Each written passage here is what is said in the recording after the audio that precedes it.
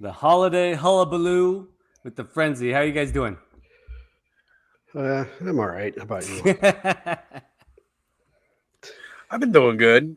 Can't complain too much. I got to tell you, though, man, holiday season just seems to fly by faster and faster every year. This year, definitely. Yeah. I don't. Yeah, I didn't. I'm gonna just say like, the older we get, the harder it is to just keep up with this. Yep. And I actually, this is gonna sound really crappy. I enjoy, you know, Christmas Eve night and Christmas morning with my wife and daughters, and once I get to the family events, I enjoy it when we're there, that coincide with it all. But once the season begins, something about it, I just can't wait for it to be over and Wow. to be like enjoying the relaxing time before the new year hits, where you're just like, okay, good, the shopping's done, the hanging out with the family, the eating of the food is all done, and you can just relax for like 2 days, and then work begins again. And I don't know, something about it. It's like it's a it's a good thing. It's a blessing. It's awesome. It's wonderful, and I'm also happy when it's done too. Yeah, I get the I don't know, I don't want to say the blues, but I get lazy in December. Like I just don't want Mm. to work anymore. Like Oh my yeah, my for my sure. job could just take off for a little while, and Yeah. I'll get back again once January comes. So it's just I just yeah, I don't know. Every year it's like this for me, and I'm working until I can get that time off, and it's just It's whatever. kind of like senioritis. It's like Yeah. the end of the year. You want to just like, it's been a long Yes. year, and you just want to chill out. It makes sense. Yep. Yeah, I completely get it because, like, especially for people like me, right? Like, I worship the burr months when they start, like Mhm. September, October, November, December. You know, that whole start of spooky season going into October, Oh yeah. and then the rest of fall as October passes, and then we get into the more holiday spirit, like trying to get into Christmas, and then like it's all over in a flash, right? Yeah, Yeah. And it's kind of a bummer, like it is. and it just seems like it goes by way too quick every year. Like Yeah. like I wait all year for these 3 months, but then it's like you're always just so busy working and everything else, and like you're trying to stress and make sure that you're going to have money to do stuff for the holidays. Mhm. Yeah. Yeah. Yeah. You know, Yeah. Totally. yeah, it's a lot. So it's like I really do wish like we could just take off like after Thanksgiving hits, like have It should off just be until the the. new year. It Have should off just until be. the All of December should always just be vacation time, Yeah. right, because right. Like just give us the month off so we can enjoy it with our families and do all the fun holiday stuff. Now, of course, when I say fun holiday stuff, those attractions need to be run by somebody, right?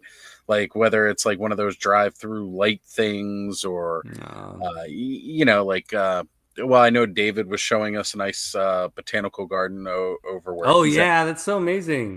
I looked up the botanical garden by me just to see. Like, I was like, okay, what do they got going on for Christmas? I wonder if they got anything special, right? So I Wow. go look it up, and on their IG, they have all these advertisements about this great winter festival type thing that they do, but it's only open for 4 days, and it's gonna stop on the 15th.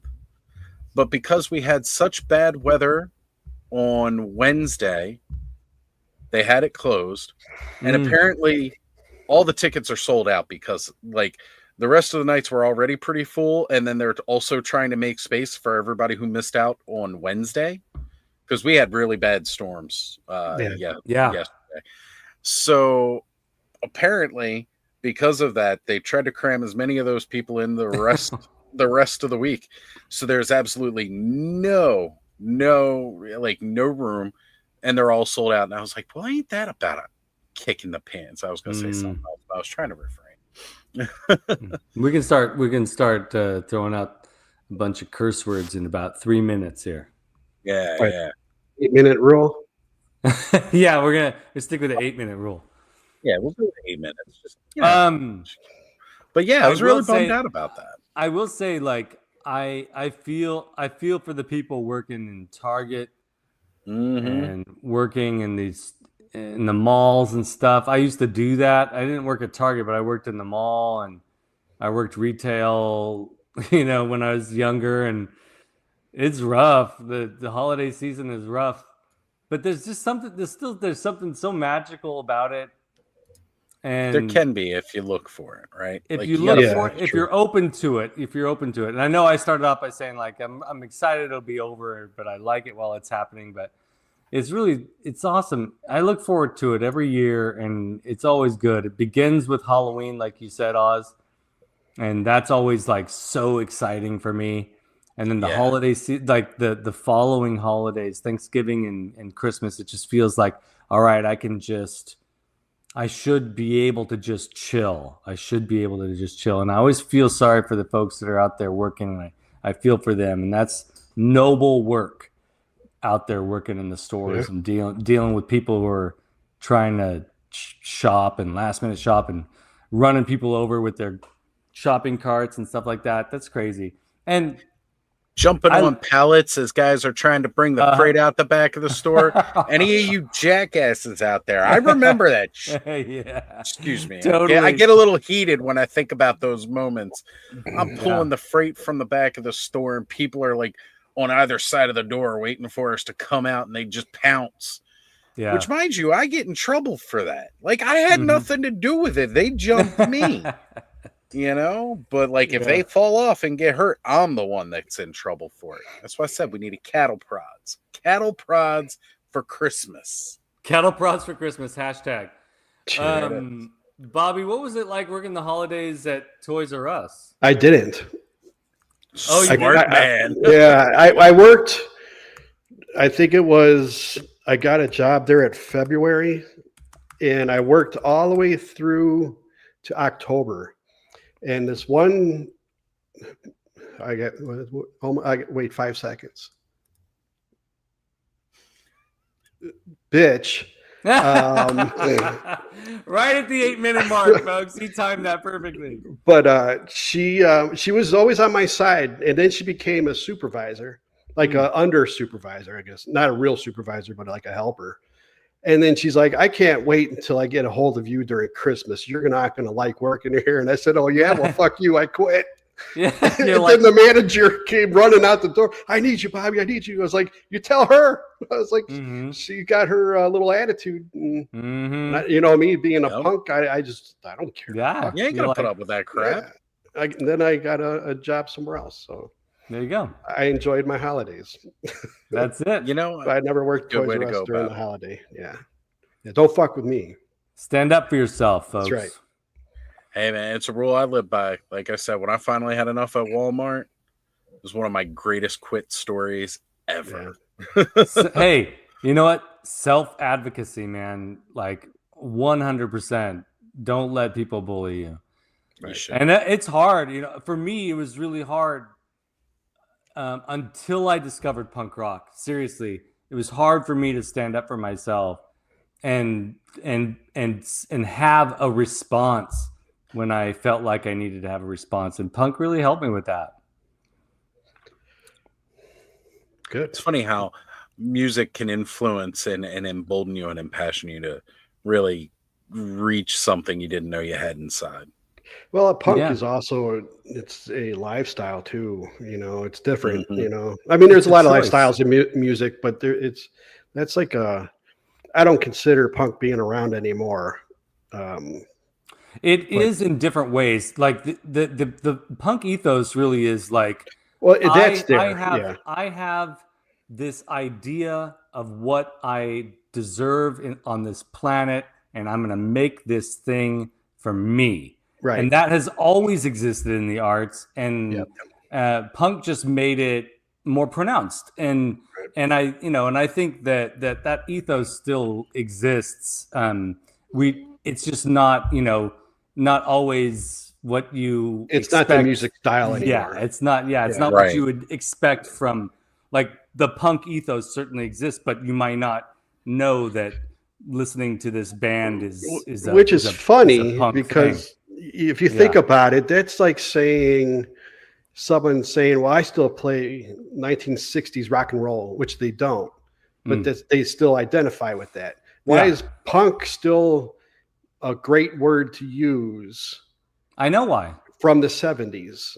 I know why it's still a good word to use, because it's a philosophy, and that's what I was trying to say. Yeah, that philosophy and that lifestyle and that artistic freedom that comes with that, and the ability to just say, I'm going to do this thing that I want to do, that I'm passionate about. And like I said, it's always existed, but in the 70s we got a word for it.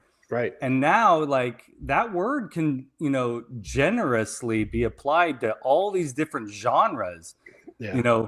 Art, literature, hip hop, like if they have the punk ethos going, you can sense it and you can feel it.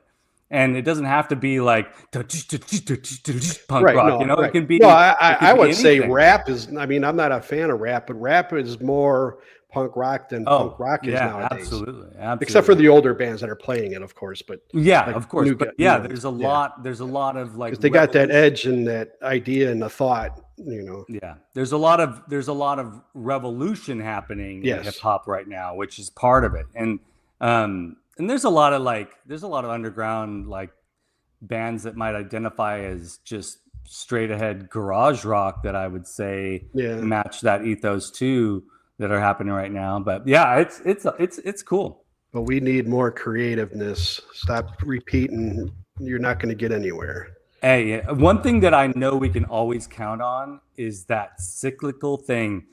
When we start to get lazy in our creative acts and our pop culture starts to get a little bit redundant, boom, something happens, and it's always we can always count on that. Yeah, I'm just waiting for that to happen. It's right around the corner. But actually, I can say this just because, like, I have younger people in my life, like they're listening to stuff that's like, whoa, what is that? Like it sounds to me like that's going against the grain a little bit. That's surprising to me. But yeah, there's cool stuff happening all the time. Yeah. It's just a matter of it bubbling up to the surface so that everybody can have that feeling of like revolution. Now I think that's right around the corner. No, hopefully. Mm-hmm. We need it. Let's say hello to our friends who are in the chat, shall we? Lost you guys? Definitely. Let's jump through. I got these highlighted in a very specific way. Oz is a little delayed there. Go for it. I don't know. Am I good? There was a delay there was a delay there for a second or so. Yeah. Okay. All right. Okay. So we got in the chat first. Master Versatile Toy Hunter Eldor is here hanging out with us. JMax77's up next, saying, "Good evening, good sir. Congratulations, Oz, on your new subscriber landmark. Couldn't have happened to a better guy. Thanks for all you do for your community." I gotta say, I posted that earlier because I didn't it popped up on those Facebook memory things. Yeah. Most of the time I ignore that. But I was like, oh man, yeah, that's right. I was just 10 away from getting to 100. And now I'm like over that 500 mark. And I'm like, it felt good to say that. Now I know a lot of other people out there, like some other people in the chat who have blown up drastically over the last few months. And, take some time to recognize not me. Sometimes that slow grind is better for you, Bobby. I'm telling you. Yeah. Mine's it's different. Pretty slow. It's different for everybody, and it's really cool. And it doesn't matter if you're growing substantially, but everybody who's associated with the frenzy in some capacity, their channels have been growing, their efforts have been, their Instagrams have been growing, and it's so cool, whether it's small increments or large increments. And I just love seeing that the community that Oz has worked so hard to build around the frenzy. And I'm saying Oz because Oz is out there doing the hard work. But like it's amazing and beautiful, and it's cool. And Bobby, I know it's slow, but your viewership is growing, my friend. I'm watching it. Yeah, I It's don't know. We'll see. it's slow, but it's happening. It's gonna keep building up, man. And Yeah. one day you're just gonna explode. Yeah, Like it's gonna happen. yeah, my heart's gonna explode and I'll die. And then No, Then I don't it'll want to hear become that. I don't want to popular. hear that. now I'm worth 2 cents more than a half a cent. Ooh, I've gone aluminum. All right. Well, we've got Aaron Davies in the house all right. saying, "Good evening, gentlemen." Bud is here saying, "Evening, everyone." We have Ace in the chat saying, Ace. "Happy ye holidays,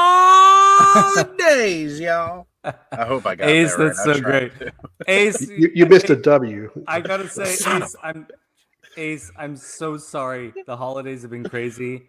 I'm gonna get your meme Skeletor in the mail tomorrow. I promise you. I'm so sorry it's taken so long.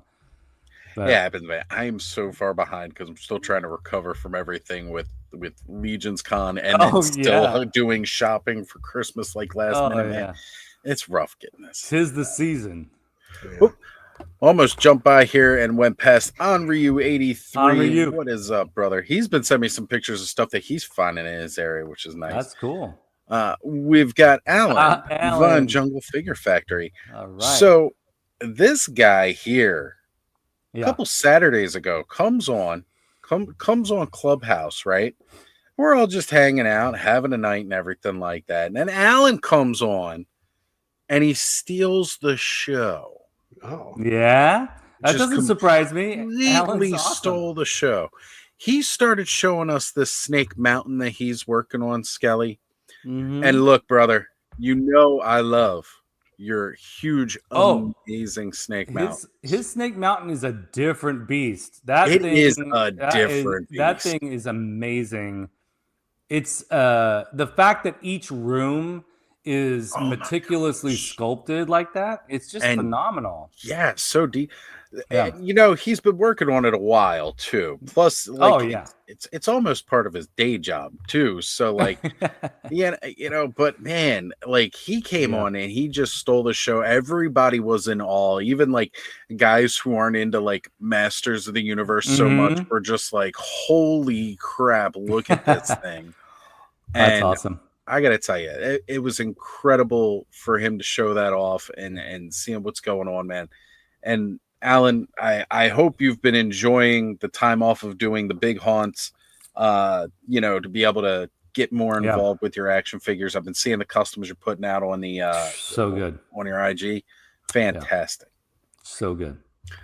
We've got Nolan in the house, which you guys know what that means. Makes us officially Toy Tube. Says, "Hi all, happy holidays." Hylian Dread is here with us. And look, if you guys enjoy video games, Hylian Dread has been posting some great deals. And then we have the sexiest man riding in on the sexiest vehicle for Masters of the Universe. The Battle Ram blog himself. How's it going, Adam? I'm good. How you doing, Oz? Oh, I cannot complain, sir. How'd everything go this evening? Did you go with any of those tips that I mentioned, or did you just follow Bobby's advice? I got her McDonald's on the way home.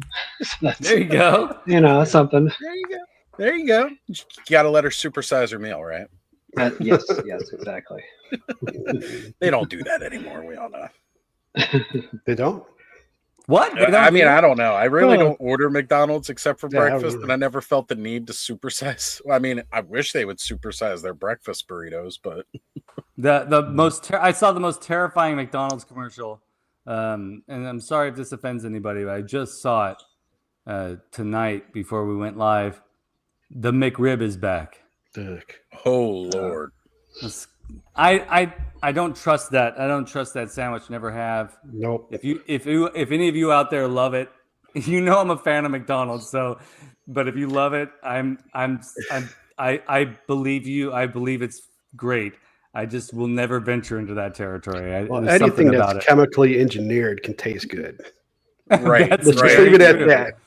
Yeah, we'll just leave it at that. It's not real rib. You know? No, because that's my thing, right? Can somebody explain to me why they felt the need to make bone shapes poking out of the meat when all it is a fake solid ribs. meat patty with no bones.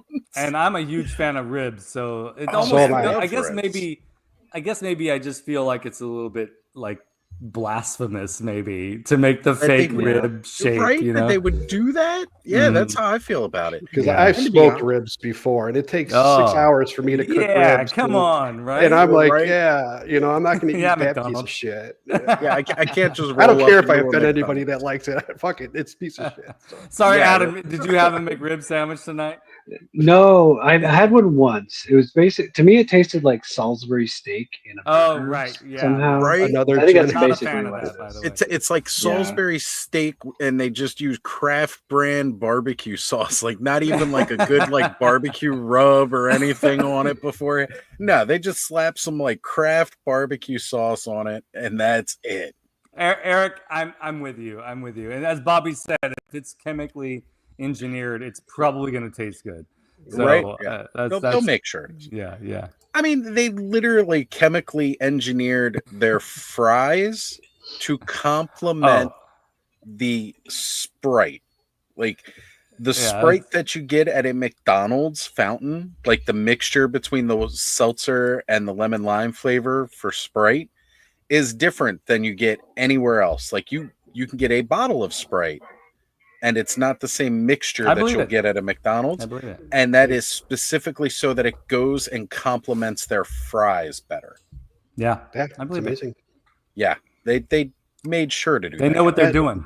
Yeah, Oh, yeah. McDonald's isn't like it used to be. I mean, it would sound old, like an old man, but No, still- it's Well, not. I mean, Um, they've always done that though. That's Yeah. why they've remained around and so good for so long is because that's what they do. But bring back the Engineering. 39-cent hamburger, and I'll be back. all right, There you go. yeah. Man. Give me my 39-cent hamburger. Not or what is it? $3.50 for a freaking burger. now. 29-cent hamburgers, 39-cent cheeseburgers. Give them Yeah. to me, baby. Yeah, come on, McDonald's. Give 1 me- billion give me served. They got the cash. They They got can the hand out cash. burgers, and they'll still never be. You know, enough. their biggest thing lately is they complain that they lost like the lower income families. Well, yeah, when you're charging like an $8 for Yeah, a come on. double, what do you Yeah. think? That's like when I'm traveling between here and back home. I would get McDonald's all the time, and then I remember the one day I walked in there, and she's like, because I usually get 3 burgers and a Coke, because I don't Mhm. buy fries, so I substitute the fries for another burger. And she's like, it's $14.50. I'm like, for what? I was like, for three burgers and a burgers yeah, that are those this little- big? yeah, the little Crab hamburgers, the burgers. thin hamburgers, yeah. Yeah, Wow. it's The crazy. stuff that they can't even put together right, you know? Same- And it's- Yeah. Same thing, same issue I have with, and I know I'm a big fan, and this, but whatever. Like Disneyland, they do not need to be continuously raising the prices of their No. tickets. I know that it's like a superior destination, but they're already super expensive. they're Like- starting to really hurt people now. Yeah, McDonald's and Disneyland, they need to chill out because they're part of American culture, and everyone should be able to experience it. And that sucks when we see this happening. Yeah. I mean, I got a breakfast from McDonald's the other day, and it was more expensive than getting a coffee and a breakfast sandwich from Starbucks. Like, what the heck? What's wrong? There's something wrong there, right? Well, that's how I am now. I'm trying to, be frugal with my cash, So instead of going like to McDonald's and getting something for $14, like I said, I could go and get like a 14 pack of chicken legs Or for $5, or and the- I can have 2 dinners out of that. So that's how I'm thinking nowadays. or And it's just- $10 for the box of White Castle frozen burgers, and then oh you're, man, you know what I mean? And then you got a better burger than anything McDonald's will give. yeah. And Bud, can they please just like fix their ice cream Fix the machines, because damn I'm ice cream machine. I'll tell you. I love their soft serve, but the McDonald's down the street, it's always broken in the summer. Come on. Yeah, when I was a manager at a movie theater, and we had problems. That wasn't the ice cream, but it was the I forgot, the juice machine or whatever it was. Oh yeah.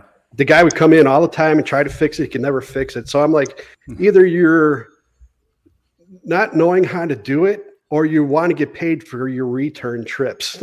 You know, it's, and who am I to say, you know, you're wrong or whatever. So I will say, I did say that the sexiest man on the channel has arrived, riding the sexiest vehicle, but he may have just been demoted to second sexiest man on the channel, because we have Sean Scavarna. Boy, that must be a Alright. deep one, Hey, friend. tickling your sinuses back there. I'm knocking over action figures, and that's just wrong. I can't do that. So yeah, Oh, you gotta be careful. You gotta be careful with that. I got All armies in front of me. You just can't see them right now. But yes, I understand. I got like an army next to me here too. yay! Shall we get back to the chat real quick here? Good to see you, Oh Sean. yeah, we forgot. Yeah. Good to be here. All right. Okay. So I did highlight some other ones in between, but let me get back to saying hello to everybody. I forget where I left off. We had Fine Jungle Figure Factory. I remember. Yeah, he was the last one, I believe. Yeah. Okay. And all right. No, we had Nolan, Highly and Dread giving Yeah, us the great right. video game deals. Broman. All right, bro, man. Hoy hoy. It's been a while. Good to have you back, bro, man. That's right. Well, he's been working hard on some new customs. He's gone from just Motu to he's also doing some GI Joe. GI Joes. Mhm. They're looking good. It's really good stuff. K Roll in the house saying, "Hey guys," and we have Nolan's better half, Ray Black, here with us saying, "Hi, Oz, Vader, Bobby, and Chet." Then we've got Cobweb Collectibles in the house, and then I got to skip down some comments that I highlighted here. We've got Allison Troy, Retro Toy Princess, here with us saying, "Greeting, fellas." We've got Ronald Embry, Ron. Skelly's name twin. Mm-hmm. And we have Eric Perryman in the house dropping in, guys. Dave's Dimensions is here Welcome, with us. Dave. Saying, "Is that Santa Oz?" I say. That's right. Normally, I would have a hat. I can't find my bag of accessories that has like the beard and the boot tops and everything like that. That's where the hat is, and I can't find it. Sean's looking for his now. Go for it, Sean. Get it, buddy.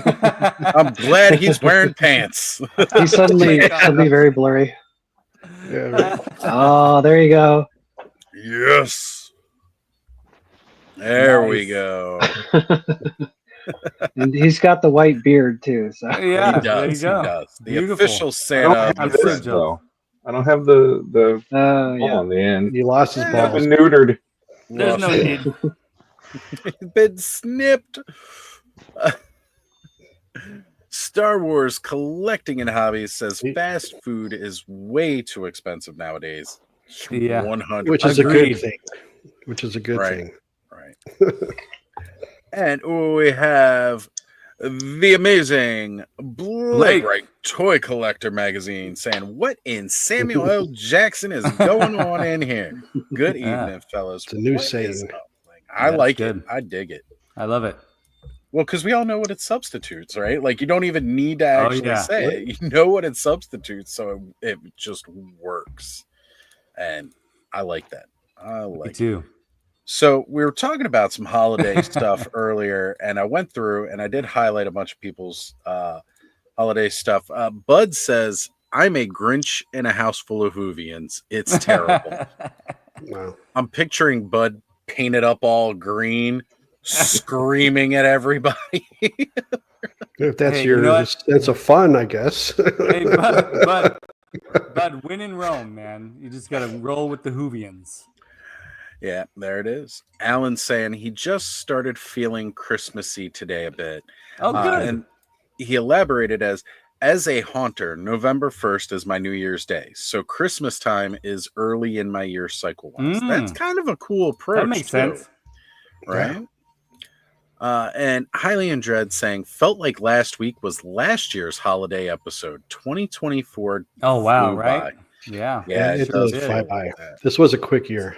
This Yeah. was And then he mentioned Wintertime Wintertime Blues. Blues. Yeah. Agreed. feeling it. Yeah. me Also, too. Alan said he just watched Red One. Great Christmas movie. Is that the one with the Rock? That's the Mhm. one with The Rock. Yeah, that kind of looks Took my fun. son to see that. And I wanted to keep this up here. Broman said Broman. he missed Yep. everybody. We missed you And too. we missed you too. Deal. All right. Now, I think that pretty much gets us caught up with everything here. Oh, no, we got one more popping in. Dre of the All right, Collector Dre. Faith today saying, yo, what's going on, brother? Glad you Good to could see you. He didn't say that. He just wants to have for Christmas a yo-yo. A yo-yo for Christmas? We got to make it happen now, right? Royale with cheese. cheese. That's right, bro, man. Oh, man. So, Sean, I know you mentioned you got like an army of action figures sitting there in front of you. I did want to hold up because, I've been collecting. What's the name of that toy line that we like so much, Sean, that you got me started on? The Masters of the Universe. Yeah. Oh, that's the one you got me started on? Barbies, right?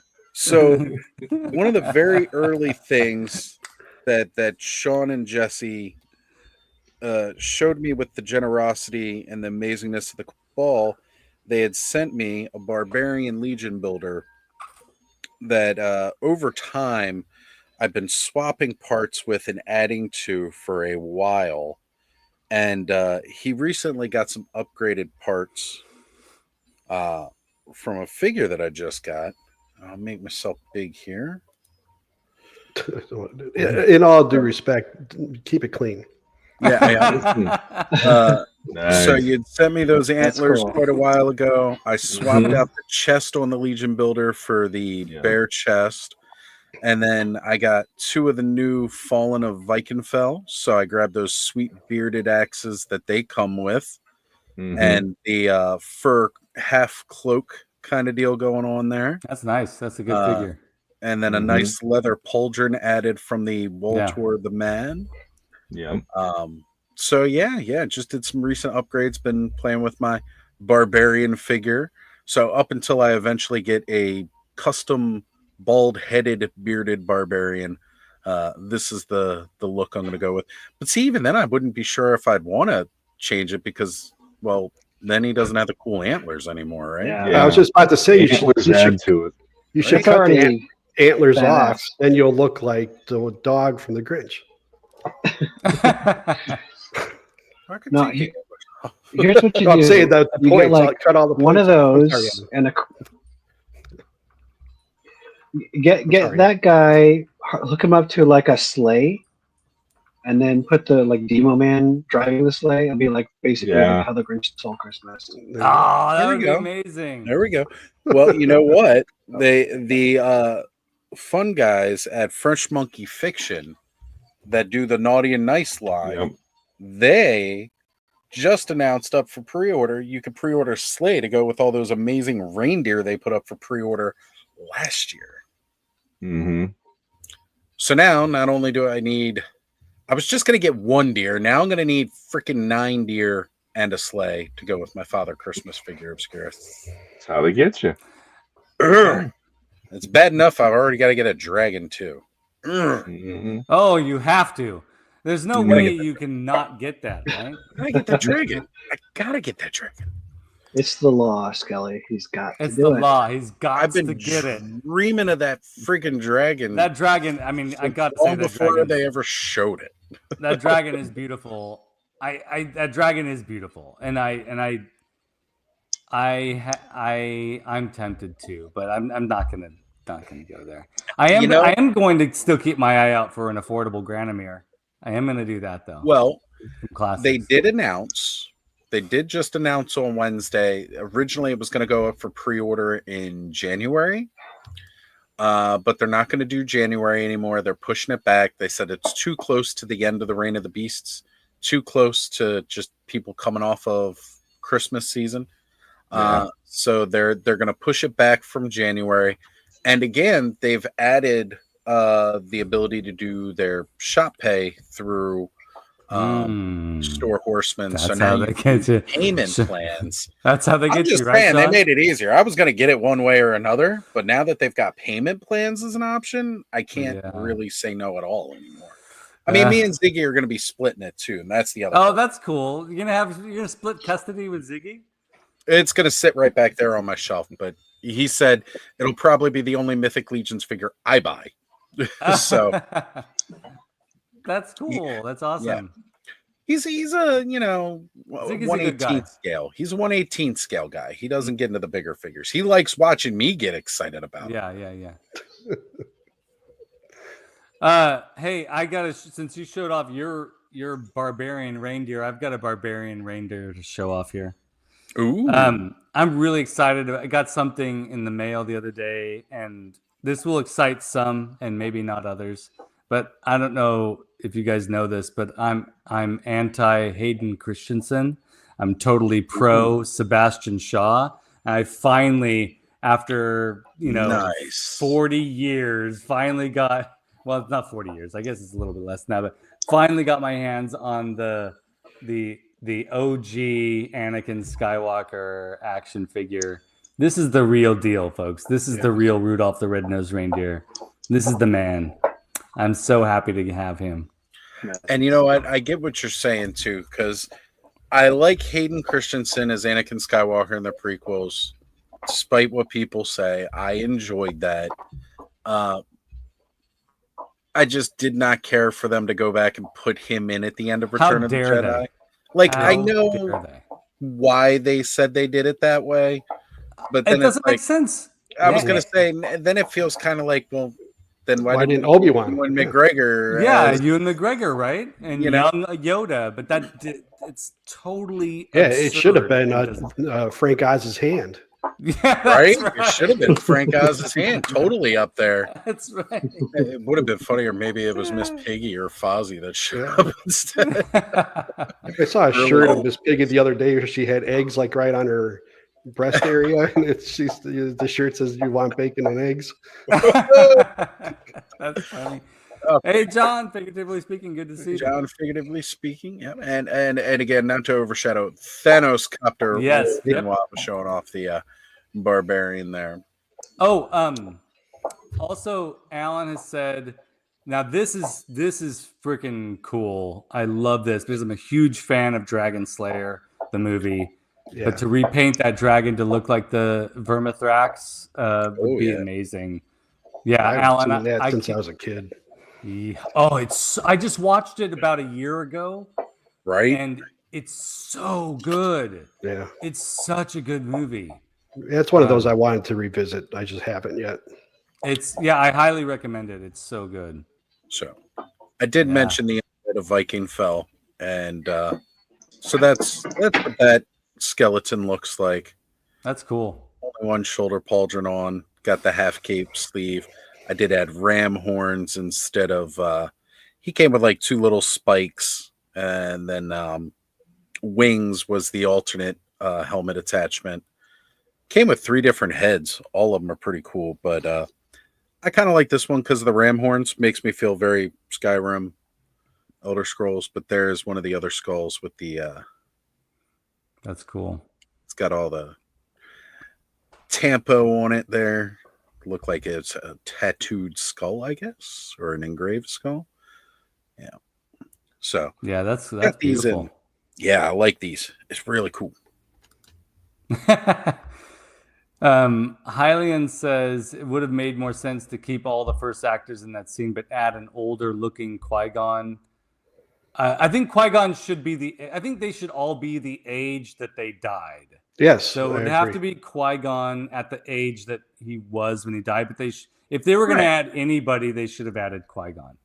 I agree. I thought that would have been cool. Him overlooking the legacy, that also he tried to save. Also, not give us back the old music. The new music, I say new. I didn't mind the special edition music as much. I don't like it. I don't like it. And I bought. That change bothered me. Horror. I mean, and the Jabba the Hutt scene. Yeah, the Sice Noodles music that was horrible. Taking that away, like that's blasphemous. That was the worst. The worst. Screams in your face. I enjoyed it. See, and that makes sense, Oz. And you're a little bit younger, so it makes sense that that's something that may have been one of your first experiences with those films, perhaps. No. By that time, I'd already gone through 2 sets of the VHSs because I wore them out. And that's a true story. Like I had already I gone believe through you. the original I ones, believe you. wearing through the THX versions as well, which had just released like a year or two before. But Yeah. again, like I had stopped watching it for a while because I wore out the older VHS that we had. So when we got the new THX ones in, Yeah. I was watching those nonstop. And Return of the Jedi was my favorite at the time. Yeah, it's so good. You know, so like I definitely watched those scenes very heavily. I enjoyed that they did more with Jabba the Hutt's palace and made it feel like this very swanky kind of gangster 1930s almost speakeasy in a way. The atmosphere, I mean, okay, so and I got to say a huge thank you to Aaron who's we've already mentioned is watching right now. Aaron sent me the original versions of the films on a little hard drive, and I was so excited to finally have the opportunity to watch these pirated versions of the films that I fell in love with as a kid. And I gotta say, I agree with you, Oz, but I also know that in rewatching that Return of the Jedi, the original Return of the Jedi, the theatrical release, it still has the same energy of you can see a bit more of the characters in the background in the newer version, but it still feels like a 1930s gangster casino. But it just that new song just sucks. It just sucks compared to the Sice Noodles song. And I know that some people might like it and appreciate some of the additional characters and stuff, but it still carries that same old-timey gangster weirdo energy in the original version that you were talking about. It's still there. I just, like I said, to me, it felt like there was more of it when they did the special edition. Because again, it was a much longer scene. You got to spend more time in Jabba's palace as a whole, which again, to me was a big deal. Like that was one of the most impactful scenes to me, much like the cantina was, where I always wanted to do like a full diorama of me too. The Jabba's palace. And like I'm excited that they did that HasLab for the cantina. It was just that was one of those things where it's like, no, there's no way I could do that. But yeah, me neither.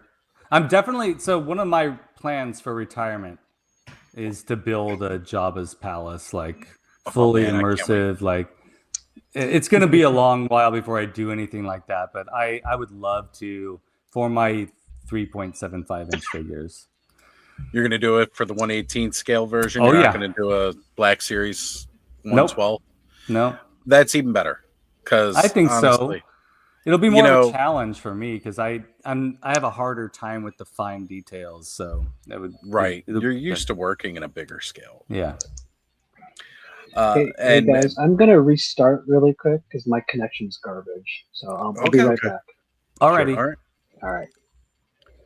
And Broman saying that they took the Wolfman away. Well, that was from the cantina scene, and they did. I was always really bummed out that they took like some of the more generic Halloween looking guys out of the original cantina scene. I liked the generic Halloween looking guys. And I don't know if you guys have watched Skeleton Crew yet, but I just started watching it and I stopped. I was just too tired to deal with it, but it's a bit much. But the Wolfman didn't go away. Why would they take it away from the cantina scene?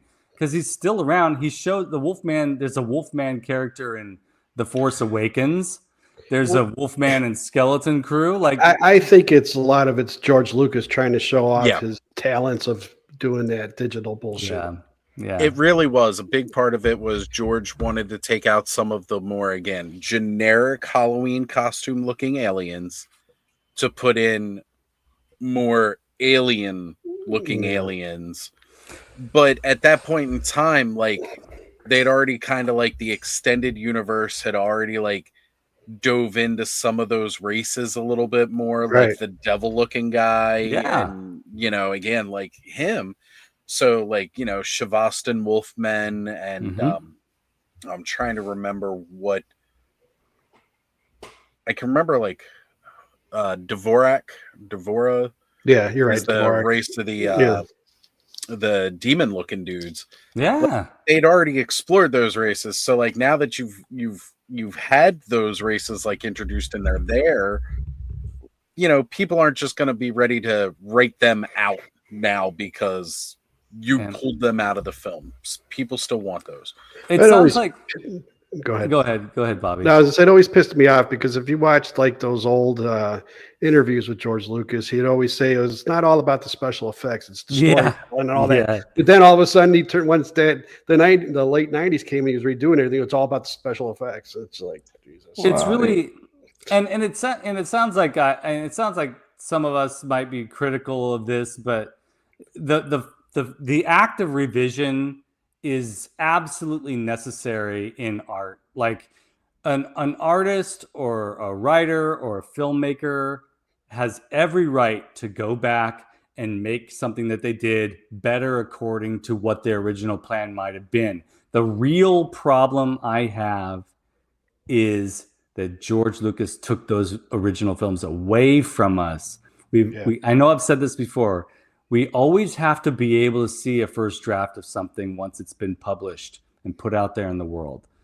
The audience deserves to have it. And thank goodness for people like Aaron, who's willing to send pirated versions of, you know, these original films to people, to me, and for people who put them online, even if it gets taken down. Like, thank goodness for that, because art deserves when once art is shared with the public, you can't take that away from them. It doesn't work that way, but you can't erase history. You can't, and that's my biggest my biggest concern and frustration with this person who I totally admire, George Lucas. Totally admire. That decision is so weird to me. It doesn't make sense. No other artist is. The only thing we should be able to erase from history is the Vixen hot dog joke. Yeah, except Nah. we will never, somehow it'll always come up like it just did. Yep. Yeah. Well, I mean, the George Lucas is, to me, is the perfect case of just because you can doesn't mean you should. Right. Exactly. And like, why I rewatched the New Hope like a little while back, and I had forgotten. I watched on Disney Plus. So it's just a special edition, and I forgot how much scene chewing of CGI is in Mos Eisley. It's so And bad. all of the things, like the one whatever the heck it is, walking past the camera and taking 2 minutes to clear so you can see Luke and Ben and everybody. It's again. a whole screen. you It's a gotta be whole kidding screen me. of. It's a screen of leathery scales for Yes. like a minute, where you don't get to see what you saw before. Absolutely. I mean, Try I to just- cover it up. for me, I just like, what- rewatched it a couple days ago, so a couple when weeks ago. they did that one, for me, it was like, wow, the Death Star blowing up with the halo was actually. I kind of liked it when I was. That was younger. cool. That was Because cool. it gave some like oomph to that moment. It yeah. really had this like visual oomph. Mhm. And then the other moment, it is such a small little moment, but I absolutely adored it. And I went back and saw that movie in the theater more than once because it was Star Wars, and I was like, I got to go see Star Wars again in the theater, even though it got to do crappy special effects things. I really Yeah. want to go see it again. Yeah. It's just the one scene where the X-wing flies through the explosion of the TIE fighter during the dogfight. Mhm. There, the Death Star. That moment was never in the original. I kept going, they flew through the explosion. It was blowing my mind that they did Yeah, yeah. that little moment. But other than that, half the stuff that was added in, I'm like, I don't Oh, give I mean, crap about this stuff. like, and we're gonna compliment George now for a little bit, because Cloud City and Empire Strikes Back, Yes, that never was a looked- better. never looked better. Like that So is much better. Beautiful. Yeah. But that is shows so you good. that there's a right way and a wrong way of Bingo. doing it. Yes. Right. And It showed you how little needed to be done in that movie. yeah, Right. Make it feel special again with Yeah. the addition of the Wampa bit, a little bit more, and all that stuff.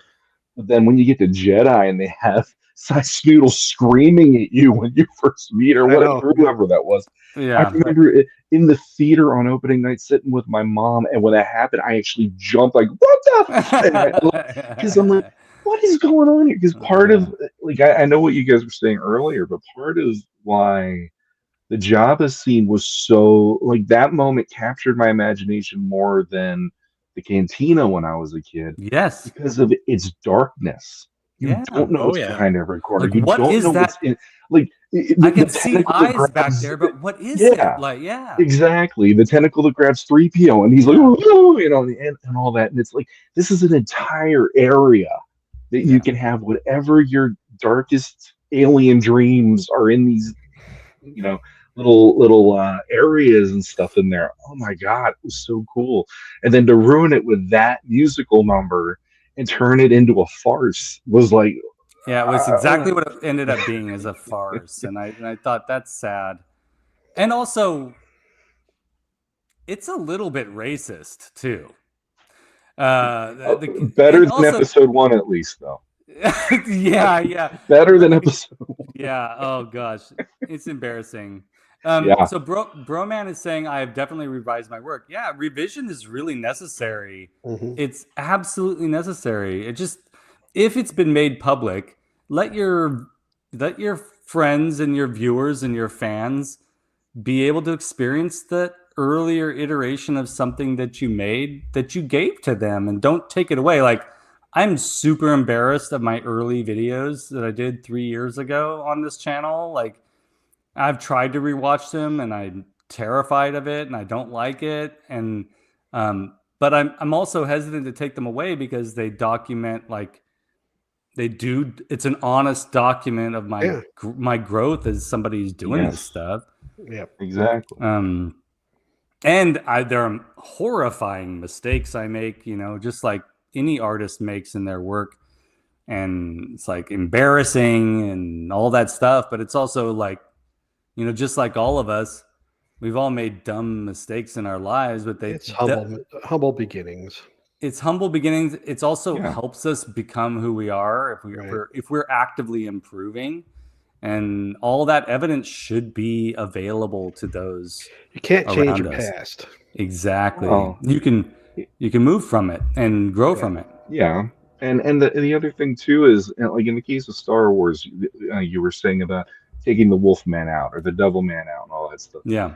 And it's like Lucas always saw those as sore spots for him because he wanted something grander or whatever. But when you let a bunch of people who are enjoying the world you've built around that, and you see them in that world, those aren't Halloween costumes anymore. Those aren't Halloween masks. Right. Those take on a life that makes the viewer go, this is now this to me.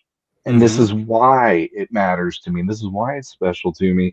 And that's kind of why that, like, I agree with you that we should have the originals for the fact that it does document this is what he could do with what was given to him and what he was able to do in that time. And then when you get to see stuff like now with the Mandalorian and stuff where the background now can move on X-axis and Y-axis and the technology they've built to immerse the things in it. It's like all of that is because of the stuff that started in 1977. Yeah. But you're just too worried about the fact you had a pimple on your freaking high school senior photo. You know? Yeah, exactly. That's not what it's about. It was about this is documenting what you could do then, you know. The equivalent and George Lucas could probably do this, but like the ability to go and hunt down every single yearbook that was ever printed and replace it with a pimpleless photo yearbook, completely remade, and give it back to the person with all of the comments and everything put back in, of course, with some edits here and there, right? But like only somebody with that kind of power can do that, and that kind of power is dangerous. It's just dangerous. Yeah. Agreed. And that's, you know, and that's and to be honest, like that's part of the reason why I still have a deep love for Masters of the Universe. Sorry to bring it back to Masters always, but like we have every iteration is available to us. Every iteration has been, none of those iterations have been taken away. There's been different versions of things. You know, it's like, imagine if they took away the 87 movie just because people didn't like it at first, right? That would That's be not a bad awful. idea. It would still be awful. It might be a good idea I for wouldn't some, like but that. I No, would be I'm just pissed kidding. because I Yeah. love it, you know. But there was a Right. time where I absolutely did not love that movie at all. I was so I Not thought my it was He-Man. it was not my He-Man, and now I love it. So Yeah. we have Mhm. the ability to grow with these things, and we Whoa. should have the freedom to. Alan says, I remember a scene from Empire that I think was cut. On Hoth, Vader was on the ground. The Millennium Falcon flies out, and Vader makes a fist and says, I want that ship. I saw it in the theater. Oh yeah, it's in there. It's in there. And he says, never seen that scene again. Yeah, I definitely remember Vader being on the ground, and I do remember it even in the special editions. Mhm. So I remember that too, Alan. I don't remember that they erased it, though. I'm gonna go back and I'm gonna check the copies that Aaron sent me, and I'm just gonna see if that's there, because I do remember seeing that, and I do think, and I don't remember, was it Broman that said this, that he had the Laserdisc? I do remember Yeah. that, and I think it was from watching when I saw it on Laserdisc as a kid. So, I'll go back and check that. Yeah, because I definitely remember him being on the ground, and like as the Falcon is flying out of the hangar, he's like coming in from one of the hallways into the main hangar. I do remember that. I do have faith that the Jon Favreau and Dave Filoni are of the same mindset to some capacity as we are on this, because they put in Mandalorian I just started rewatching Mandalorian. Same here. I've been going through I went through the original trilogy, and now I'm going in order, and I'm gonna try and get through the newer trilogy too. But when he visits the cantina on Mos Eisley, I think it's in episode 3 or 4 or something like that in Mandalorian. The praying mantis is there. Mhm. Right. The praying mantis is there that George was super embarrassed that was seen in the far background of the cantina. And so meanwhile, he had no problem with like the reuse of the well, later it was put on the body for IG-88, but like the little drink machines that are on the counters in the cantina. Yeah, that's a super weird thing to overlook. Like that's the same IG-88's object, head, the and same then, like he was object, yeah. fine putting that on. You know, he's strange little man. George was. No one's perfect, and I'm just glad that he made this stuff, and I'm glad that he created a I'm glad universe that we'd like to play in. I'm glad that I get excited about being able to get like something like this, and yeah. I just finally downloaded the Thrawn Ascendancy book. There's, well, you know, like when the Star Wars movies were over, like one of the very first big things that kind of started making it very popular again was a lot of the books that came out in the 90s before the special editions. Yeah. And like Heir to the Empire by Timothy Zahn and the rest of that trilogy was very instrumental. Like it's the first time we get a mention of Coruscant, you know, as an actual planet. Now, mind you, he definitely says that George created Coruscant, but you know, it was like mentioned in like the original script, but they never visited the planet. So like he, you know, went ahead and started writing more stories and through that and created the character Grand Admiral Thrawn. I was so sad at the end of the book when like this huge, credible, villainous threat to the New Republic just died. And I was like, well, now who's going to be the big bad guy? I always felt like he was the best, absolute best villain post Emperor Palpatine. Yeah. Even better than when Emperor Palpatine came back in the comics too. And so when they got rid of Legend or all the expanded universe stuff, he was initially written off. He was done. Like he was no longer part of the Star Wars universe. No one's gonna ever let go of a cool looking blue skinned guy though. That never goes away, right? Yeah, so when they brought him back in Rebels and they made him a part of the universe again, they did start releasing books again about how he became part of the Empire. Like that was like one of his first to And it's Timothy Zahn that wrote these as well, which is great because he's the guy that created the character. So they wrote a trilogy that kind of ties in to some of the events that happened in the Rebels show. And then they just more recently came out with 3 more books before he got brought into the Empire. Like back when he's with his people, the Chiss, and like his rise to power within their ranks all the way up until the point he gets exiled. Yeah. I mean, so I just finally got that 3rd book downloaded, and I've been listening to that. That's awesome. Yeah, I think we're what saves these franchises and what will continue to save Masters and what saved the Muppets too is the fans, you know. Yep. What's that actor's name who was in the movie that came out? Yes, thank you. Huge fan of the Muppets, and he decides to write this screenplay, and that's one of the better Muppet sequels to come out because it's a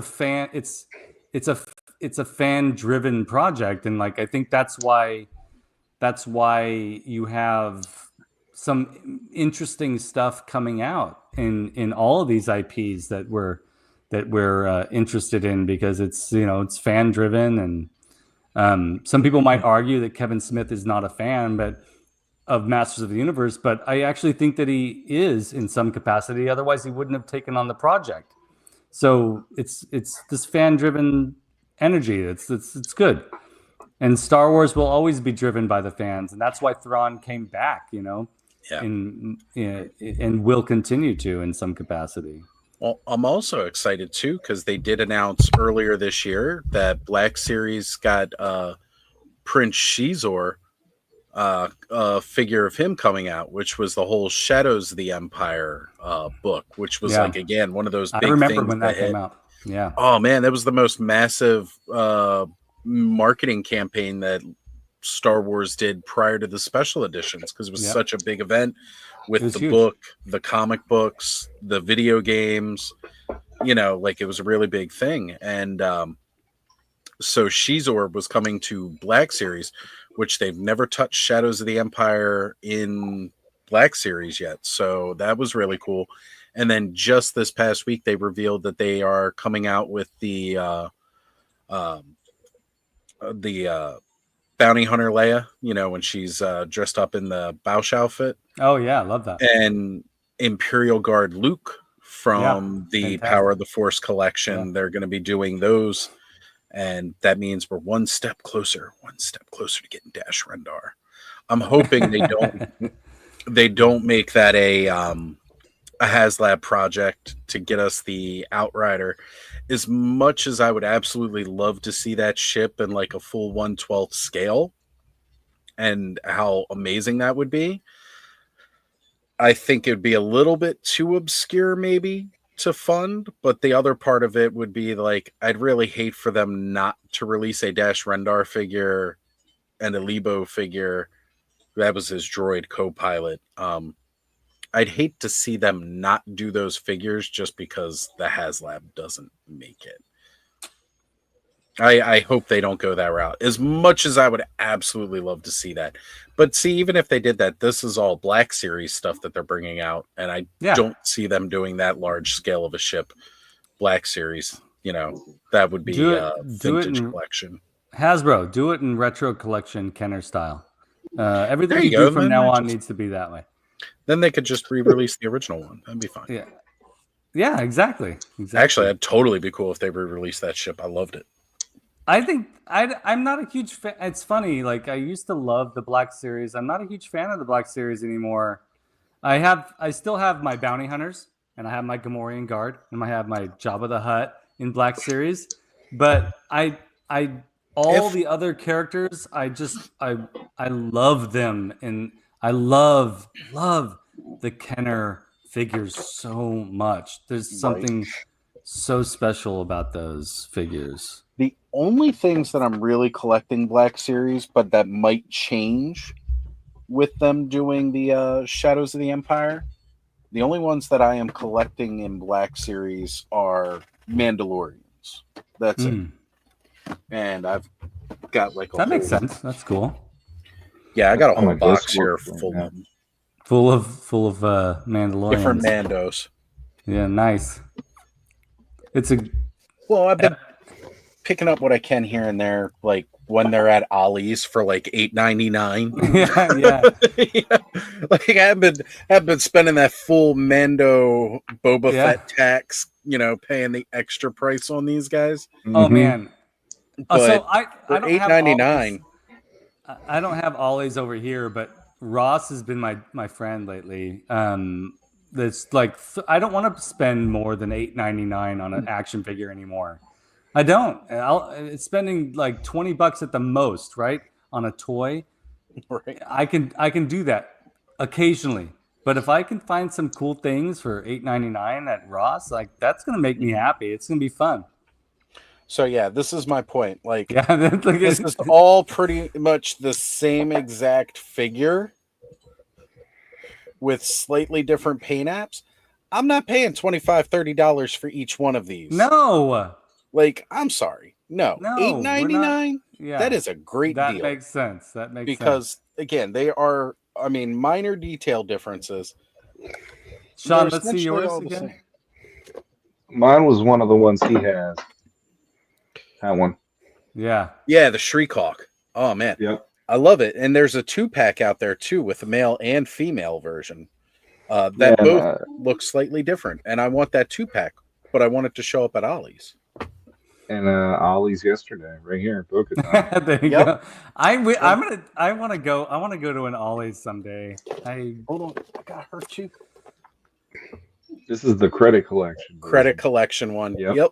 See, because again, if I'm buying Mandalorians for $8.99, I'm not gonna stop it. This guy he went on clearance at Target. He was one of their deluxe figures. Yeah.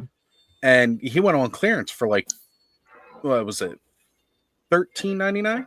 Is that So, yeah. the one that's voiced by Jon Favreau on the show? Yes, it is. Yeah, But this is that's not cool. the SDCC version where the helmet comes off and it's Jon Favreau's head. Oh, that would have been cool. Yeah, no, this is just the standard version. But yeah, so like I've been building a little Mando army in here, and I'm fine with that. But I'm not going to be spending like buku bucks on this stuff. I'm just getting those. Yeah, Sean- The collection. Sean, I gotta ask you. Did you start watching the original trilogy for the same reason that I did, which is because it's the holidays? No, what I did, I don't remember what it was. Oh, no, I remember exactly what it was.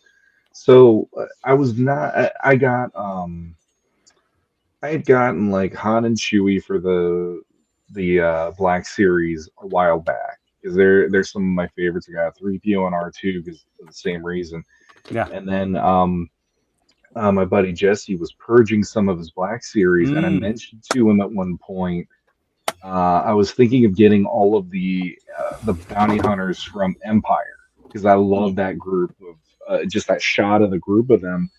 And this one day I went over there and he just goes, here, and he put them all in my lap. And I'm like, are you sure? And he goes, yeah, I'm good. You can have them. I know you'd love them. And so I ended up taking those home. I had Boba Fett. And then my mom, out of the blue, after Carl Weathers died, bought me the Grief Karga figure. Nice. She's like, oh, well, he just died. There was one at Target. I figured That's we can, so sweet. you like that show. And ever since then, I was like, now I need a Mandalorian figure. And even though it's like I love the Mandalorian, so I want a figure anyway. And I was waiting and waiting and waiting though because I don't like that the rubber cape that's on a lot of them. Yeah, And that's all what of a I've got on sudden- mine. I hate it. All of a sudden, this bad boy comes out. Mm-hmm. That's the version I have. The Glavis Ring World or whatever the heck it's called with the soft good cape. Yeah. And now I'm gonna that's need to hunt that one down. I need to get that one. The one I've got's got that plastic rubbery cape, and I can't stand it. I've only been able to find them online, and ended up getting them. I found them for a half decent price, but then his legs were wonky, so then I got another one that was the Mines of Mandalore version that has the exact same legs. I just popped the legs off Oh, that that's one, smart. put it on that. now he's my perfect Mandalorian figure, and I'm like, that's my guy. I'm thrilled that I have him. I got another hashtag now from what you just said. I've got I also got like that. Oh yeah, the prototype Boba Fett. The prototype Boba Fett. That was one that I absolutely loved for the longest time. My Sean's like me. He's got a Boba fetish. I do. When I was it's kid, easy to have. It's easy. It's a slippery slope. It is, and what was really cool was I was talking to my mom about because I don't remember. I remember like Bert and Ernie were my favorites when I was a kid. I remember the Count being my favorite when I was a kid. He-Man, Superman. But then there was one day where my mom goes, "You had a big thing about Boba Fett," and I go, "I did." And she's like, "Yeah, you were just drawn to that figure," and I'm like, I remember 3PO because he was shiny, and I remember like Chewbacca and R2. But I'm like, Boba Fett, really? And she's like, "Yeah, you loved him." I'm like, "I was cool." Yeah, Boba Fett drew us all in. Can you all? I mean, is everybody in agreement here? Like, he that character drew us all in. We didn't have to know anything about him. Yeah, nothing. We cool. we didn't need to know anything. This he was all right. Is Bobby. Probably my. He's probably my most favorite. Contrarian. Yeah. Well, I mean, yeah. I mean, I was really into Star Wars when I was little or young, I should say. But yeah. I mean, I do have all the original figures, but yeah, I wasn't. I liked Boba Fett. He was cool, but I wasn't like.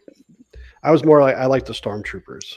Oh yeah, look at this. Yeah, look at this. This is specifically the Snowtrooper. Yeah, see. Yeah, Snowtroopers were cool. Hell yeah, because there was more going on with the Snowtrooper than the regular guy, right? I always like snow characters, so it's. What is that? Oh, you do. And the Hoth battle was my favorite. Yeah, that driver. Yeah. This is the good stuff right here. Stormtroopers on Tatooine to me were the coolest looking ones with that big shoulder. I agree. Piece on them. I agree. And as a kid, I don't know why. I just thought that orange shoulder pad they had was so cool looking. Because I think it's more because they seem more special. Like they're a different unit than just all the grunts. They're like, we are the hunter stormtroopers, whatever the fuck they call them. What I really enjoyed about that was in the Clone Wars, like they really devised ranks with that kind of stuff, where they had the shoulder pauldron, and then if they had the skirts, like those, well, they're called commas, but those were officers within the ranks. Right. So like, I kind of like the idea of, okay, your squad leader is defined. He's got like this orange, shoulder pop or chevron or whatever they want to call that. Then, like the Galactic Marines during the Clone Wars are basically what we saw as snowtroopers. But that also makes sense because the idea of a Marine is that they can technically they're adept on any terrain, right? So it makes sense that a snowtrooper would be a Marine because it's cold temperature, whereas your average stormtrooper might not be suited for that kind of climate. Yeah. See, so I don't get into all of that. I can't. I know whatever the movies show me, actual military. Yeah. That's no, I get that. No, I understand it. I don't get into all the books and all that. I just like the original trilogy, and I'm good. My favorite design, I think, aside from Darth Vader's a given, but the original Stormtrooper design, it's great. It's just fantastic. I used to fantasize about what it would feel like to be in that outfit, right? More than I would Darth Vader's outfit, like because it had these sections of armor all over, and it was all white, and it's super weird, and like I just love it is that. Strange. And, if you really think about it, it is a strange like helmet. It's a really strange design. Thank goodness for Ralph McQuarrie for coming up with these super weird designs, and that the fact that that George Lucas decided to really try hard to emulate the design on film with these plastic outfits. Yep. I mean, anybody else would have been like, Fuck that. That's insane. I'm not Right, gonna try right. and make that. Yep. But Yeah. he did it, and that's so no matter how we might feel about some things, it's like thank goodness for George Lucas. Well, the other thing too, when you look at the sequel trilogy, they tried to reinvent the wheel with those, and it failed to me. The Yeah. originals were so ingrained in your Yeah. DNA if you grew up with that, that when you see the way they changed the masks and stuff, Yeah. it's like, no. Yeah. You made it simpler. The way it was perfect. You All right. messed it up. Question, Bobby. I know you've been to Disneyland. I don't know if Yeah. Sean or Adam or Oz if you've been to Disneyland or Disney World, but I know Bobby's gone to Disneyland a bunch of times. If they revised Rise of the Resistance to be original trilogy, this is just rhetorical, I guess. Wouldn't that be amazing? Yes. I think it would be better.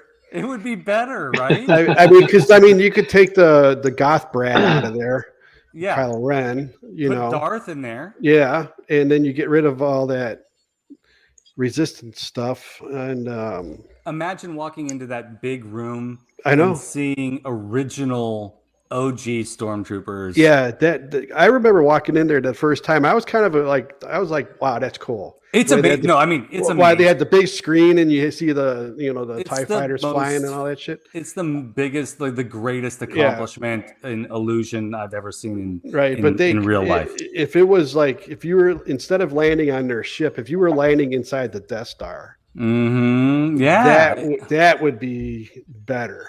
It can be the Death Star. It can be. Right. Just all they got to do is just call it the Death Star. Yeah, and change some of the digital imagery out there. Yeah. Change the stormtroopers out. Switch out Kylo Ren. Kylo with Darth Vader. Could you imagine that and having Tarkin in there instead of that redhead guy? I can't remember his name. That would be so good. Him standing up there talking to you. Right? Heaven. Yeah, maybe. Yeah.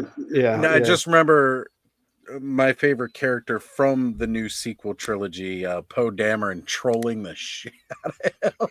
That's funny. Yeah, and all that stuff. Sorry, too, that was my favorite part of that movie. Was just him, literally just trolling him for 5 minutes. I'll hold on, I'll wait. Look at what Alan said there. Sarlacc. It was my dancing name in college. Wow. What? That's amazing. That's amazing. Wow. I like how this is supposed to be the holiday episode. We're just talking about Star Wars. Well, I'm okay with that because actually, again, Star Wars episode. We're making the holiday special great again that way. That's all I'm trying to. That's right. Look how careful with that tagline. Yeah, wearing the red hat off. I'm wearing a red coat. Okay. Well, yeah. There we go. We got political all of a sudden. There you go. I wasn't going to be political. It didn't come out right, but no. It's all awesome. good. It's all I do good. not represent that mentality in any way, shape, or form. Sign language. Yeah, there we go. Bullshit. Yeah. Now it is part of my evil plan though, because I do want to say that the original Star Wars trilogy all three of them are holiday films for me. I was talking with my friend Mark on the Cambridge and with Sean podcast last month, and we were talking about how Empire Strikes Back is the Christmas movie, and then Star Wars is more of a summer movie, and maybe Return of the Jedi is more of a fall movie, like a Halloween movie. But then I just rewatched them. They're all Christmas movies. Wow. I don't know what it is about them, but I feel like they are holiday films. And it does make sense that we're talking about Star Wars right now, because I think if you grew up in the 70s, 80s, or early 90s, you experienced Star Wars every Christmas in some capacity. And I think that's amazing. And also, is this a good transition, Adam? But sure. Masters of the Universe is certainly part of our Christmas vernacular too. You guys want to see Adam's Battle Ram report? Not really. Absolutely. But we can do it again. And I was going to Take or leave say, it. Allison right here nails it, because I do always remember this would be like the one time of year Yeah. that they would air it on TV. Like the rest of the year, now every once in a while they'll run it like whenever on a weekend. But back then, the only time it ever played was really around this time. You know what? Thank you, Allison and Oz, because I'd totally forgotten about that. That's Yeah, so see, when I true. grew up, though, it used to be like the three movies. It was Grease, it was Wizard of Oz, and it was Star Wars, and that was mostly in March or April. So I don't have an affinity with Star Wars during the holidays at all. Well, see, it's funny though, because I also remember Wizard of Oz. Yeah. Also at Christmas time too. Me too. Me too. So then you guys are. I never had TBS when I was a kid, so.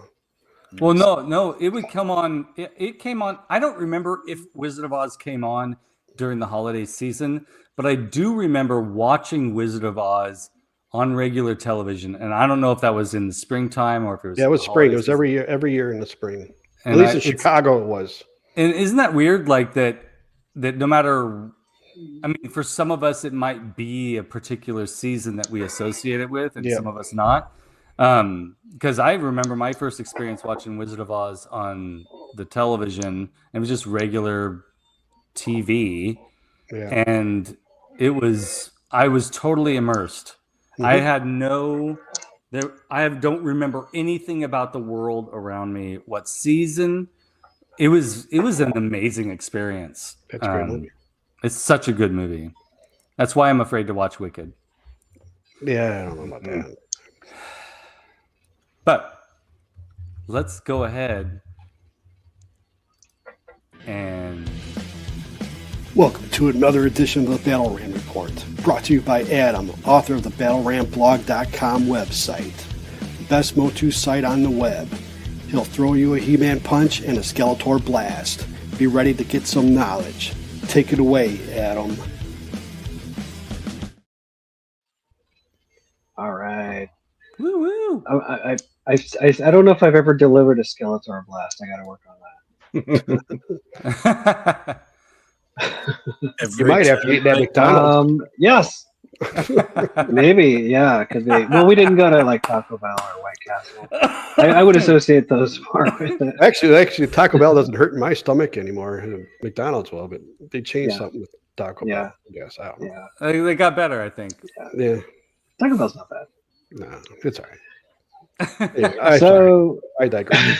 I think maybe Sonic might give us the Skeletor blast. Maybe if we're talking about fast food restaurants, maybe Jack in the Box might give us the Skeletor blast. Jack in the Box. Yeah, I don't like those two at all. Yeah. All right. So what I decided to do was basically the things that I could remember for sure that I got for Christmas. Nice. And then do like one little factoid about each of those toys. That's cool. And of course, you got to have the Earl Norm art at the beginning. Oh yeah, Christmas theme. Always love to bust those out every Christmas. Nice cape. Beautiful. All right, so Christmas 1982 is where it started for me. We got these four. Technically, Beastman was given to my brother, but we all, we were playing with them all together. Like I think a lot of people who got them early had no idea it existed. It just kind of showed up. Mm-hmm. And the only toys I knew before that, I think, were probably like things like squirt guns and tricycles and like hand-me-down stuff from the 70s from my older siblings. So this totally, like, I didn't know what to do with this. I blew my little brain. I love that. Yeah. What do you do with this? This is like how, that's what's so great about it. I think for us kids, when I saw these figures, I was like, what is that? Yeah, I know. Yeah. You talk to like adult, like I remember there was an interview with Rudy Obrero who did the box art for this, and because he was an adult when he worked on this, but he was like kind of taken aback, like these are weird looking figures. Like he didn't I think when he first saw them, he didn't quite know what to make of them. They were just so different than anything that had come out in toy form. Yeah. So for each of these four, I picked kind of one little fact, which is, basically there's an image I'll just quickly talk about. So for those of you who don't know, this is early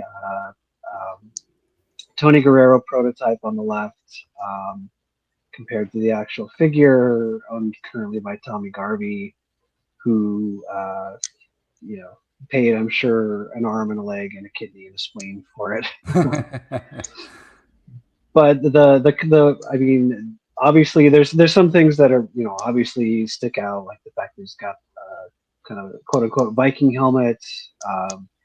But one thing that was changed from that original sculpture was that they had to make them a little shorter just for their costs. Mm-hmm. And the way that they did that was they cut it off from the shin. So if you look at from the knee to the feet, Oh yeah, that prototype that's much longer, and that's where they cut the extra height, was they shortened the shins for He-Man. I feel like that's an improvement too. Isn't that Yeah. strange? Yeah, I mean, we're used to seeing Yeah. that look of He-Man. He looks too naked. Yeah. Right.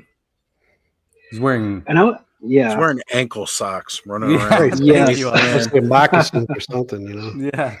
Yeah, that was this particular one was painted by Roger Sweet.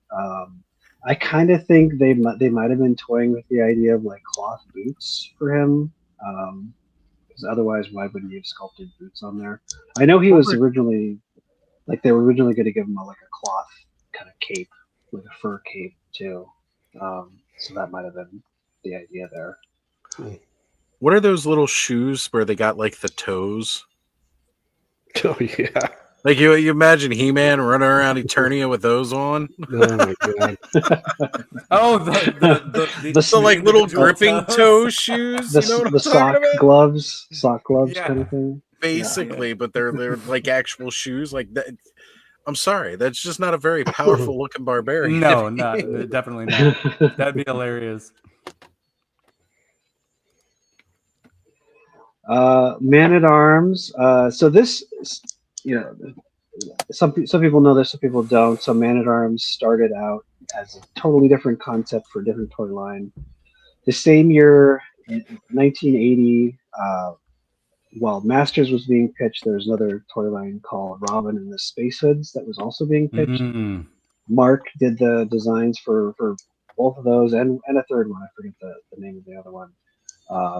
So of the three, Masters was the one that was greenlit. So he had this design. This was basically like the henchman for the evil sheriff in this kind of Robin Hood in space kind of toy line. Yeah. So what he did was he repurposed this for Man at Arms. It's already kind of a mix of medieval and space. He looks like he's got this Spanish armor and a laser gun. But for He-Man, they basically told him, hey, add a bunch more technology because we're trying to compete with Star Wars, and that's why Man at Arms got extra sort of technological details all over his armor. But this is where it started. I would love for them to release the Robin and the Space Hoods. Is that what it was? Robin and the Space Hoods? Yep. Like some Mythic Legions, 4 Horsemen. Come on. This would be amazing. If there's anything that's going to get me back into buying a Mythic Legions figure every once in a while, it would be if they were to put out the Robin and the Space Hoods figures. Well, keep your eyes on Cosmic Legions because I know. Cosmic Legions, they got that Fisher Rice figure out now, which is an homage to the old Fisher Price Adventure People alien dude. What? With the blue face. Have you not seen that yet? After this, No. well, I'll bring it up after this. I'm writing it down. That's amazing.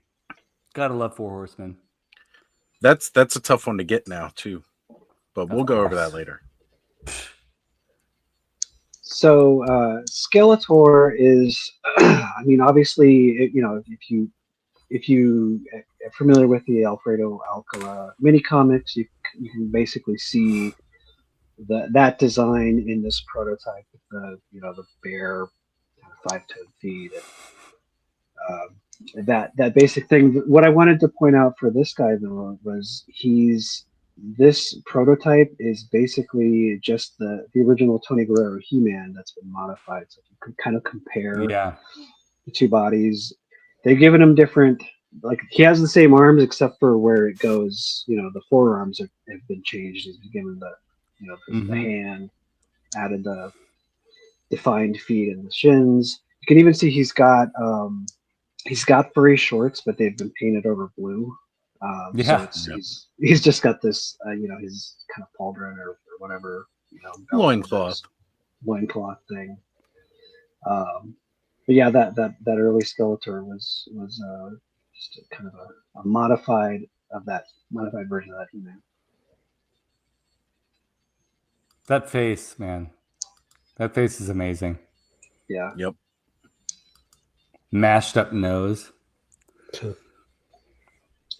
And then Beastman, the one thing I wanted to point out for him was this isn't the first design for Beastman. It's kind of like the second version that Mark Taylor did. But originally, it looks like the plan was to reuse that Big Jim ape because it follows the posing of the hands and the feet. It's basically, recolored and added new armor, which they obviously didn't do. But it looks like what he's basing the character on is that ape. That would have been much bigger. That would have been like I don't know. I think it's like an 8-inch figure, 9-inch figure, or something like that. So he would have been like towering over He-Man. That would have been horrible.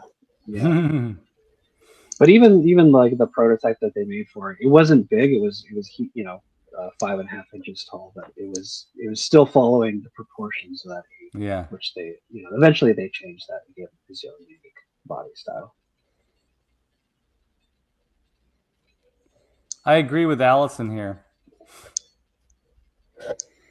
Where's our Guy Gore? That's right. There should be like a Guy Gore Beastman 2-pack.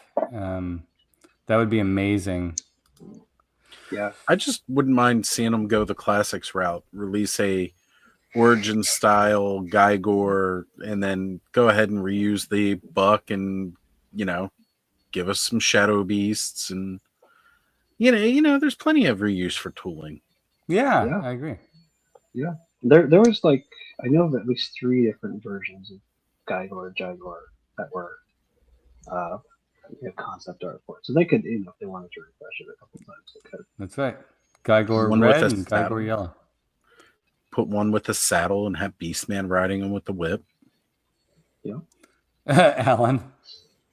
All right. So Adam, you just said Guy Gore, Jaguar. Gore. Yeah, I know Roger Sweet came up with the name and he pronounces it Jaguar. So G-Y-G-O-R. Interesting. All right. Yeah. Jaguar, folks. You heard it here. Jaguar. It's like Euro and Giro is like people pronounce Yeah. Exactly. Yeah. Gyro. Euro. And Yeah. so Jigor. In that case, it would be Yergor. Yigor. Yigor. It's Igor. Cygor. Give him a little hunchback. What you doing in the bathroom all day and night? Why don't you give someone else a chance?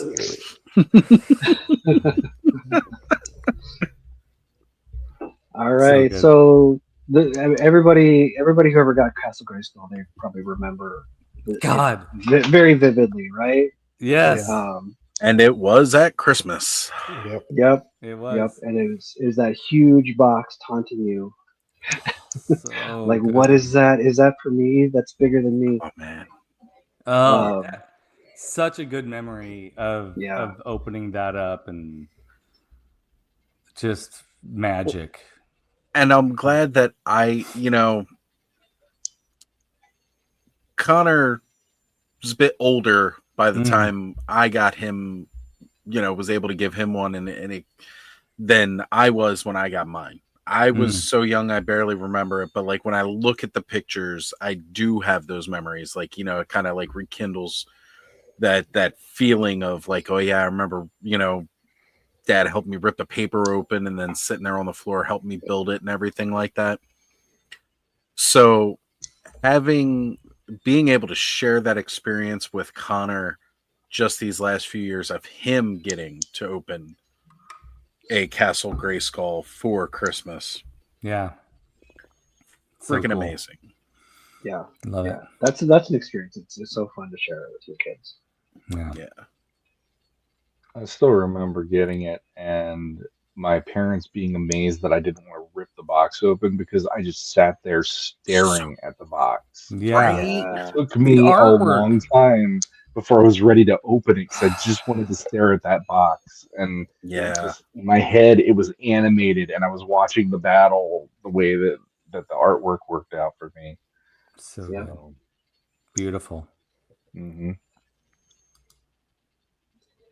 So again, one little fact per toy here. This one is, and I've talked about this on a video before, but so basically the prototype of the castle had this different looking laser cannon, which shows up in the mini comics as well.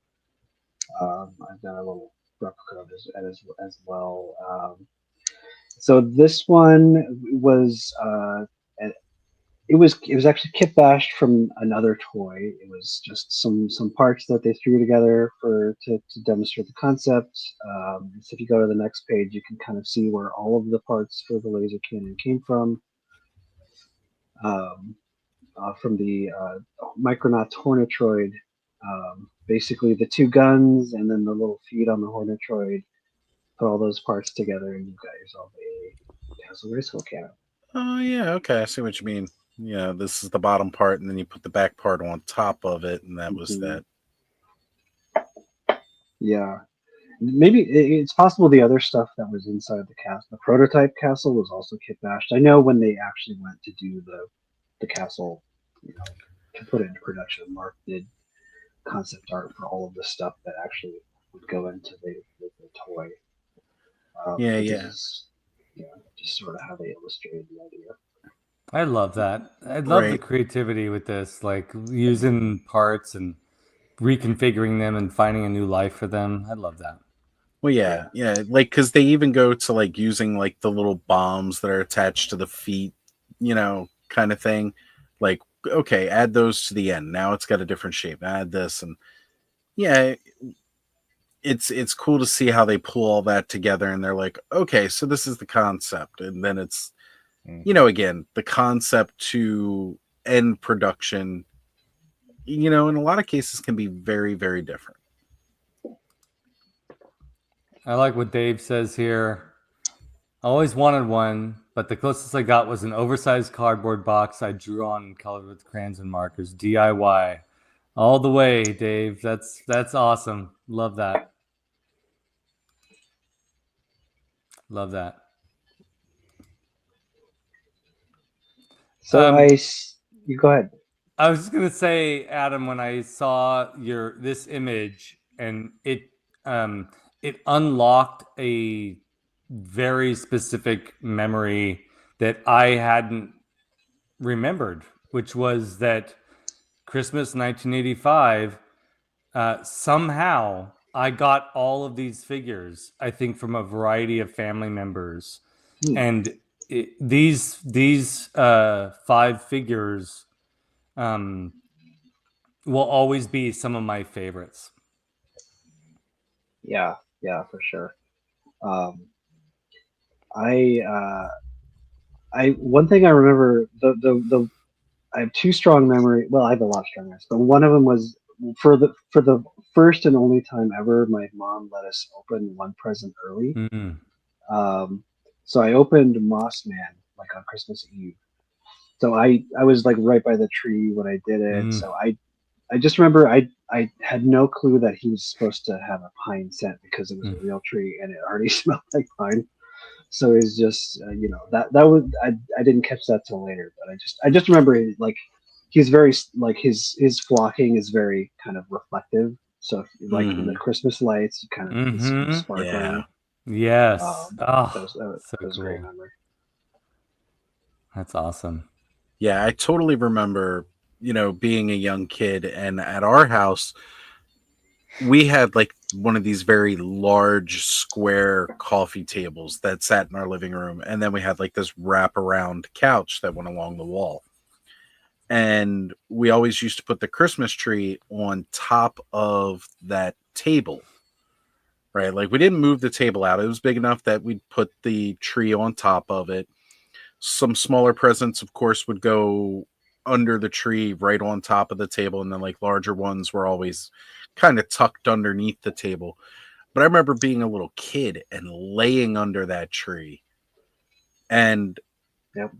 like, again, it just reminded me of Moss Man because of the smell of Moss Man. Mhm. And I probably just didn't even realize, like you said, Adam, that Moss Man smelled like that. But I do remember, like, months later wondering why my Moss Man still smelled like Christmas. Yeah. Mhm. Yeah. Yeah. Love that. So with these repaint characters, or refresh as they call them, you don't tend to find concept art for them, and I think basically what they would do is just like, okay, here's the idea, we're gonna use this thing. So they just, I think for most of them, they just went ahead and got an existing figure and decoed it up how they, to illustrate their concept. In this version, it's a painted over Moss Man, and there's a couple of different pictures, but you can see that they've flocked over an orange Moss Man. They've hand painted the trunks and the belt. The way Right. they've done the face is Mhm. they followed the original Beastman, where the actual toy they kind of hid his fangs by painting over the tips of his fangs and made him look Yep. sideways. But this is this is basically just they made the prototype, but just customizing a customizing a Beastman. Yeah, that's cool. The bottom of the feet orange. Yeah. Yeah. Um, Little fun fact about Stinkor. First of all, from we don't have concept art. I have seen like a hand painted prototype, but it doesn't look like the cross cell art. But it basically, the plan was to reuse again for Stinkor Beastman's body. You can see he's got Beastman legs, Beastman arms, merman Right. head. Uh, Obviously, they didn't do that. Um, so that concept is only really preserved in the cross cell and in the mini comic that he came with. So that's the one little factoid, and then the bonus one is the French version of Stinkor, which I think is called Quantor or something. He came with He-Man's shield instead of the Castle Grayskull shield. Oh, that's cool. Not gonna lie, I kind of like him with the He-Man shield. I like Yeah. those little red, like that splash of red in there with the blue instead. Yeah, it's kind of cool.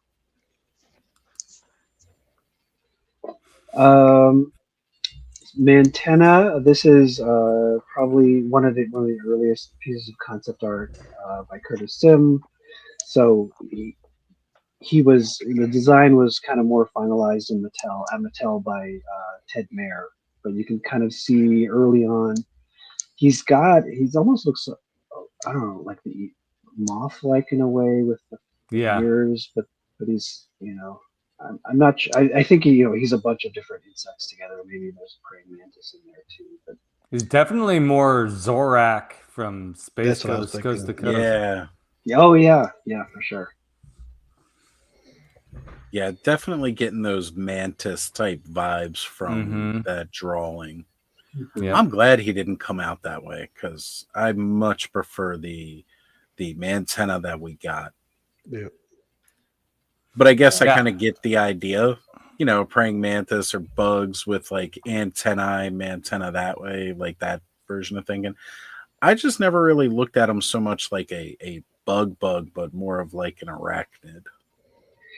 Yeah, I don't know. He's he's probably the weirdest looking character Yeah. in Masters. Without a doubt. Super creepy and strange, and I don't know. Like that weird mouth with like the little mandibles that come out. And like I remember being a kid too, and like again looking over my figures and realizing that the majority of them are just same body parts, shared body parts, repainted or Not this whatever. guy. Yeah. And then it was like looking at him, and it's like, oh wow, he's got 4 legs. It's just 2 legs stuck together. That's crazy. Yeah. It's cool. Yep. Leech. Ballet Leech. Yeah. And I covered him recently in one of our shows, but this is basically the Ted Mir version of Leech, with the little alien that's stuck to his stomach to control him, the Yeah. mind control concept.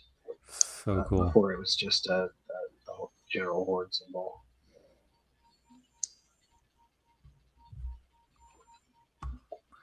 So like I think Yeah. it's so funny he's originally drawn so like skinny. Mm-hmm. Like and I'm guessing like maybe they were thinking like almost like wired bendy arms with the suction cups. Mm-hmm. But Yeah, yeah, like yeah, that's what it looks like, right? Like it definitely looks like that. But can I just say I love that like, the end figure, he's like this bulked out most buff dude in Masters of the Universe vintage Yeah. period. Yeah, he's a hulking figure for sure. Yeah. Yeah.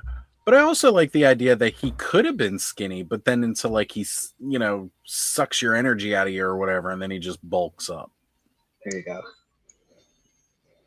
I need to get my hands on a vintage Leech. I doesn't matter what iteration I come across. I prefer the vintage Leech. Yeah. It's just He's not such a cool expensive. figure.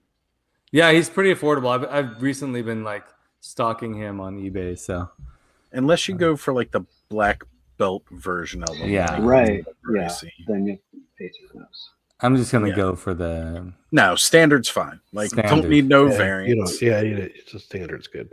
yeah. Hey, are you guys on board for the Grizzlor we're gonna get? The original art concept design Sketchbook Grizzlor? collection is what they're calling that. Yeah. And I'm hoping that since they're doing a sketchbook collection, that we get more. Like Yeah, I'm I'm for getting this in the Hordak, but like I want more now because I know what's in a lot of these sketches. yeah, there's a lot of good stuff.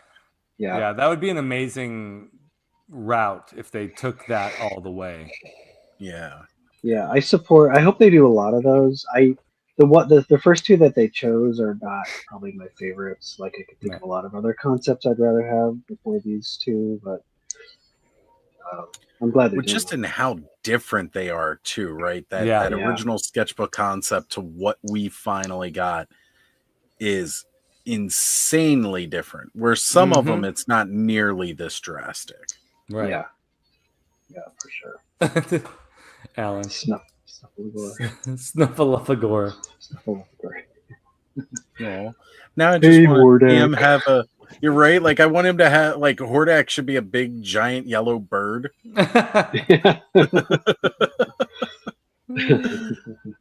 I'm okay with that. That would be great. Yeah. Oh no, Ace just missed most of this. You didn't miss anything. Thanks, Bobby. It's all on the Leave internet. it to Bobby. Keeping it real. We got that replay action. You haven't missed too much now. We're just going through some awesome stuff. We actually stopped. We were actually listening to your call, and then That's right. We were listening to your callers. We aired most of it. yeah.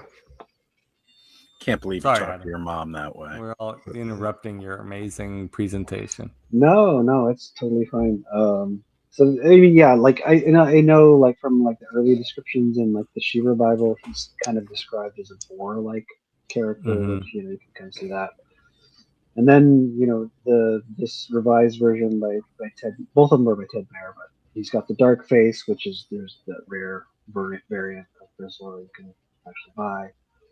And he's got the strange weapon before they kind of decided on the crossbows for everybody. He's got this, I don't know, some kind of snake gun dragon. Yeah. So Alan. we had 3 spirits visited Bobby and gave him the Christmas spirit. It was great. Yeah. Surprisingly, their names were Mo, Larry, and Curly.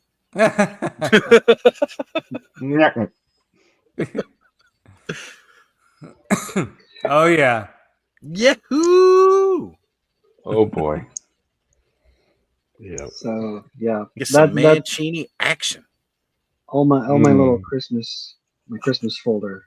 I have to throw that stuff in there too. Yeah, of course. Does everybody watch the Christmas special every year? No. No. No. I was Actually, forced to multiple years now, Yeah. yeah. but I didn't want to watch it. They Uh, made me.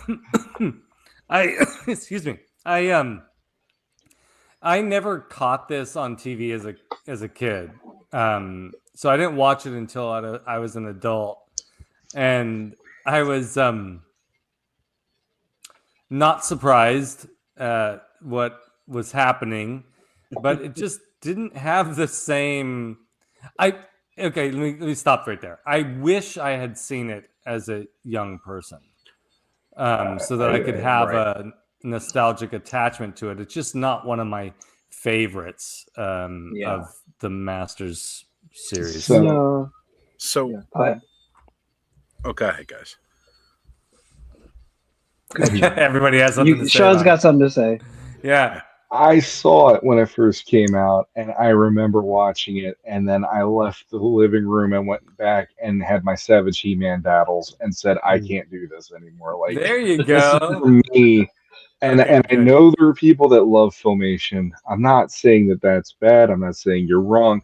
But this was the one to kind of put the nail in the coffin for me. Of this is not what I want out of this line at all. Interesting. I yeah. didn't need Christmas is connected by you get the present and you have that memory of Castle Grayskull, of like in Yeah. my case, I got a Spider for Christmas, or Oh, that's some of cool. those were the things that made it Christmas. I didn't need a special like this as a child at all in any way, shape, or form. Yeah. And it underlined for me so many reasons why I was like, no, I want the mini comics. I don't need the Filmation stuff as a kid. So, Yeah. It go killed ahead, my Bobby. Christmas spirit. I was just gonna say I prefer Christmas Comes to Pac-Land over this. That's. I need to watch that. I've never seen that. Really, I have it on DVD. Ooh. Yeah, it comes with the Pac-Man series that I love. I saw some of the Pac-Man cartoon, but I never saw the Christmas episode. It's a good one. You should watch it. I will. So, for me, with this Christmas special, we had cable when I was like real young.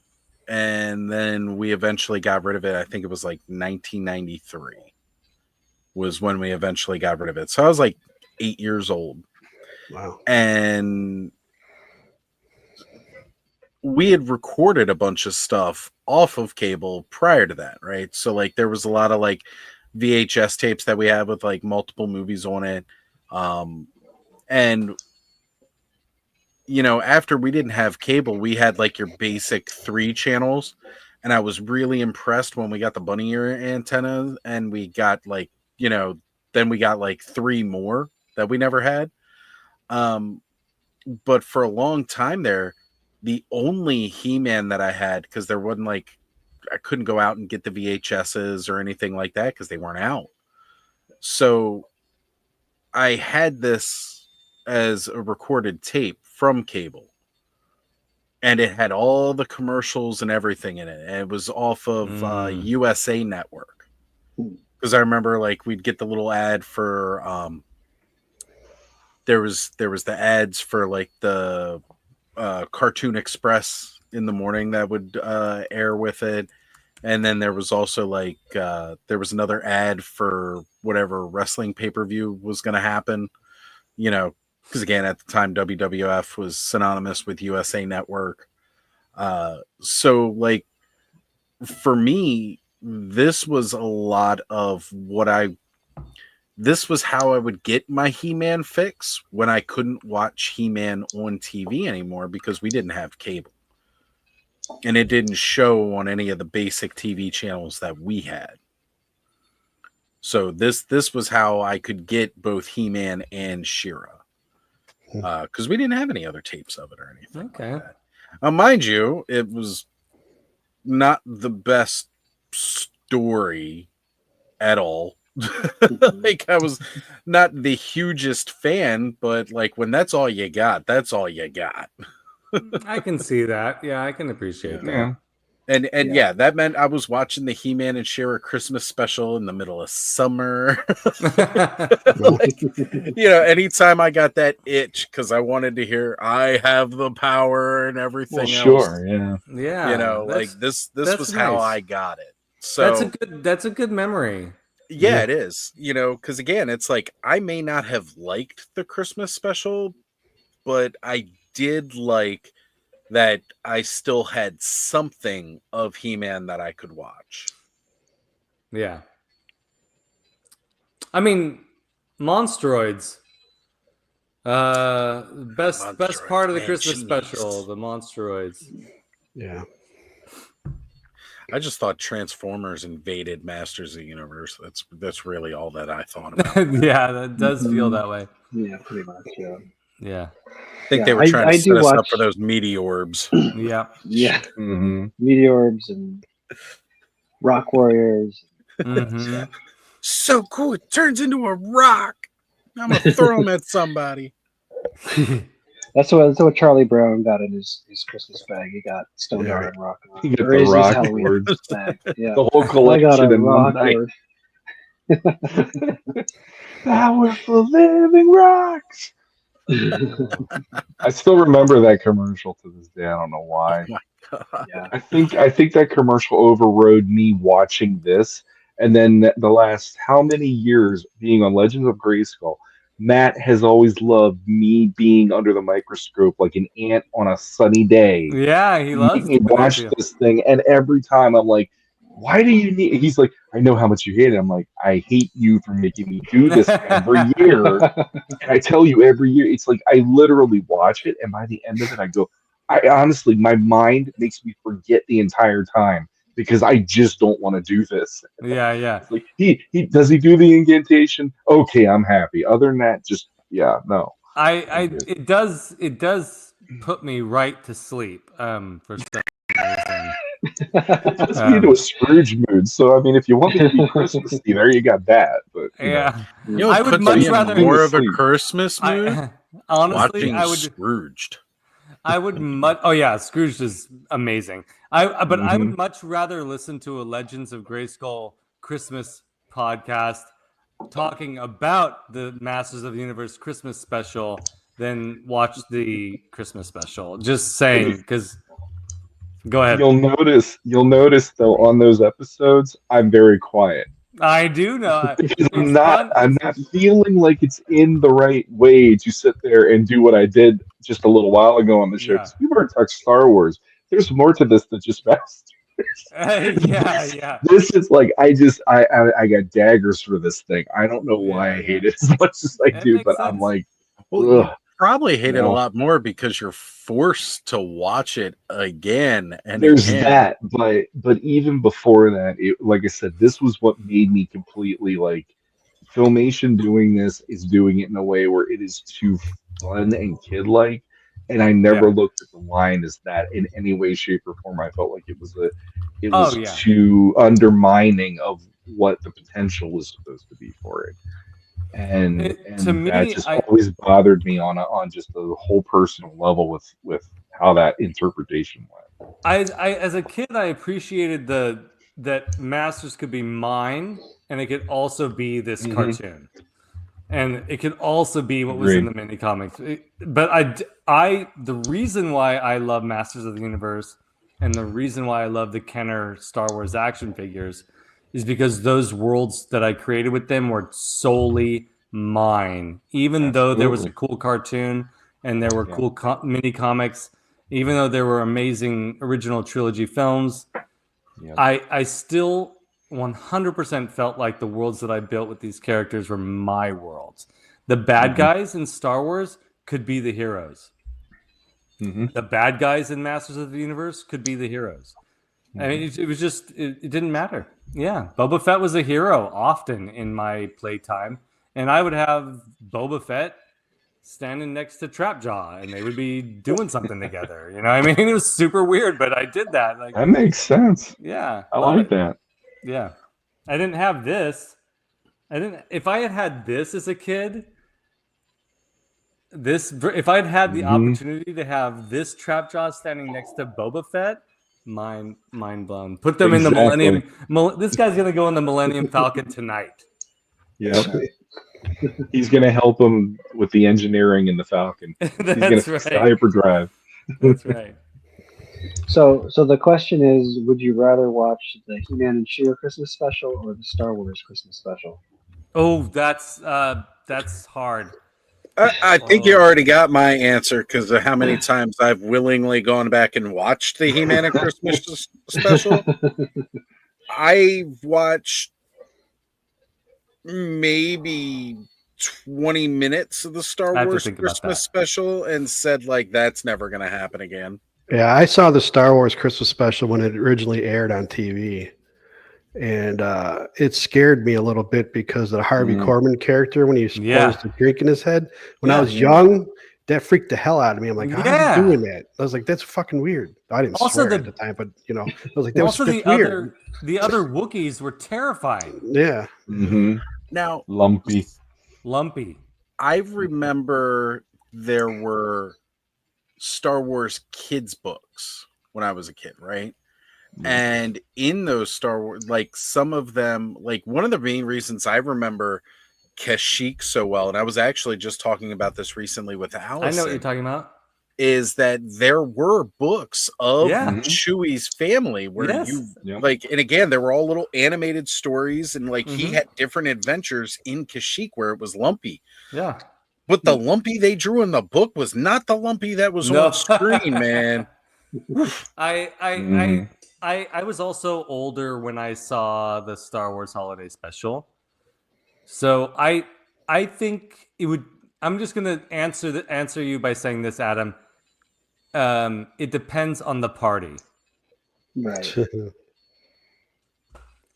If you want to, Probably. you want to freak people out, and you show Star Wars. If you want, Yeah. if you want to make people laugh and chuckle, and you know that they're going to enjoy something that's campy, that's like campy but not disco campy, then you show them the Christmas special. It depends on who you're with.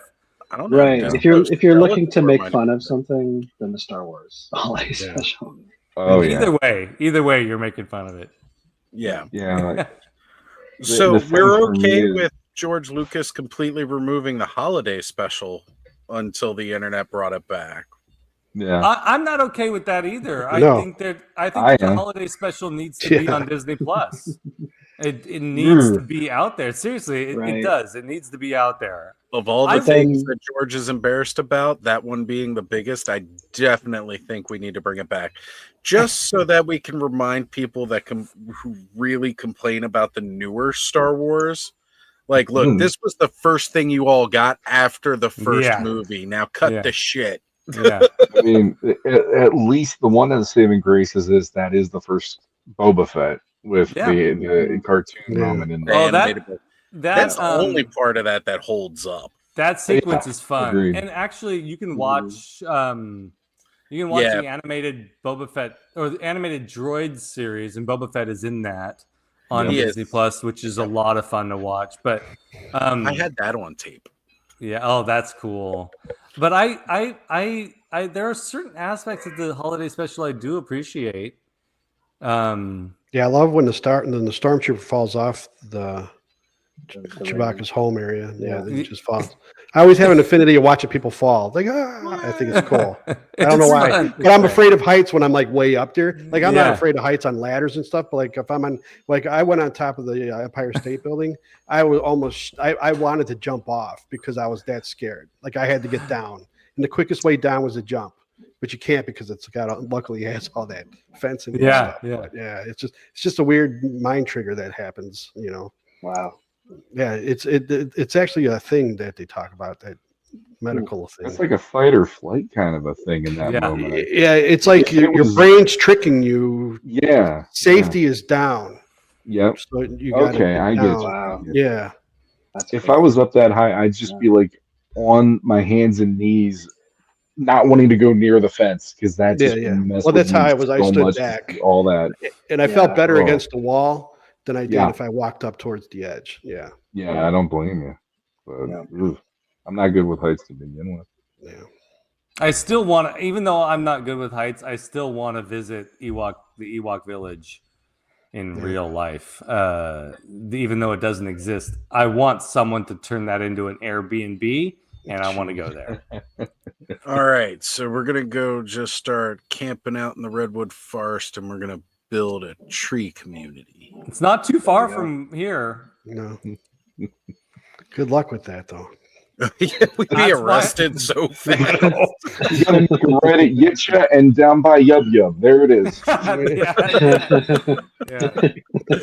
That's why I started playing the lottery. Actually, is Skelevator's Ewok Village coming in 2029. Oh, I thought it was because you were gonna get that little UFO looking house. That's what I was thinking of. Yeah. I thought it was that's going part. to be. Oh, that's You're part of doing it. that within the redwood forest there. Yeah. There it is. It's the ground control to Major Tom once you get in the trees. That's what that is. That's right. Keep your feet on the ground, but reach for the star. Oh On man. your tippy toes. Okay, so Oz, before we all, get sentimental and close out the show, can you find a picture of the Fisher Rice figure or whatever you called it? Oh, you betcha. Because I'm gonna Fisher pull up the Rice. link for you. I gotta see that. I had no idea that this existed. This is from their retailer appreciation wave. And they I do had no that idea. once a year at the beginning of the year where they put up a pre-order, and oftentimes it So has the it'll come with what all of their figure obscuras for the previous year in a retailer exclusive paint app. And then what they'll do is they'll also throw in a couple of exclusive figures, which So- the Fallen of Viking Fell is. So was this last January then? Yes. Which I'm pretty sure I showed it to you then, but I believe you probably would have forgotten. Yeah, I have I love what Mythic Legions are doing, but I try really hard to not look. Because once you start going Yeah. down the dark path. Okay, here it is. Forever will it dominate you. The yellow brick road, more like. All right, here we go, Skelly. I got you, buddy. And then I'm going to give you this link. All right, so this is the Fisher Rice figure, and it is homage to the old Fisher Price adventure people. This guy specifically, with this head and this chest piece. Okay. That's pretty cool. Yeah. Now, Yeah, I see. Ooh, this could be a cool TIE fighter pilot too. oh yeah, definitely. He comes with a lot of pieces. Bear with me. Let me pull up the original because once I do, you'll recognize him. Probably.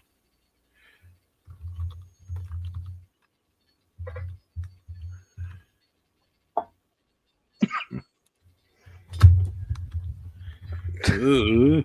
The sleeve of the jacket keeps getting caught on everything. I wish But don't be so excited. he's very excited. I'm excited too. Well, because this guy is awesome. No, you didn't get the joke. I didn't get the joke. I usually get your jokes, Bobby. I didn't get this one. You gonna explain it to us? Or No, just gonna 'cause sit it's- there and Yeah. be embarrassed of us. Then it loses the humor. Yeah. That's all I'm good for now is just cracking jokes. There's nothing wish I wrong was with good for cracking that. jokes. I don't think That's I've looked at any like toy news in months, so I have no idea what it's Oh, about. man. There ain't no need to be looking. I didn't even know that Grizzler thing you guys were talking about was coming out. I had no idea. Yeah, right. Now you know. Oh yeah, yes. So he came with this and like this little vehicle right here. I see that. had Yeah, him. I remember that. So That's this is their homage figure to it. But again, they gave it a lot of different heads. They gave it a more alien head. This one here, just these two scream xenomorph to me Yeah, with yeah, the way that's they totally- look. Yeah. Totally. And then like the total list of parts and stuff that you get. That's cool. Yeah, That's and pretty cool. I'm loving the teal, the purple, like all of that through this. And I actually just won one of these recently in a giveaway from Cool. Curtis Ackerman. So I Oh, got nice. one on the way. Nice. Yep. And That's the reason great. I brought up BBTS is because just about everybody else has sold out of this figure. Yeah. Like Well- about 90% of their retailers have sold out. I just bought.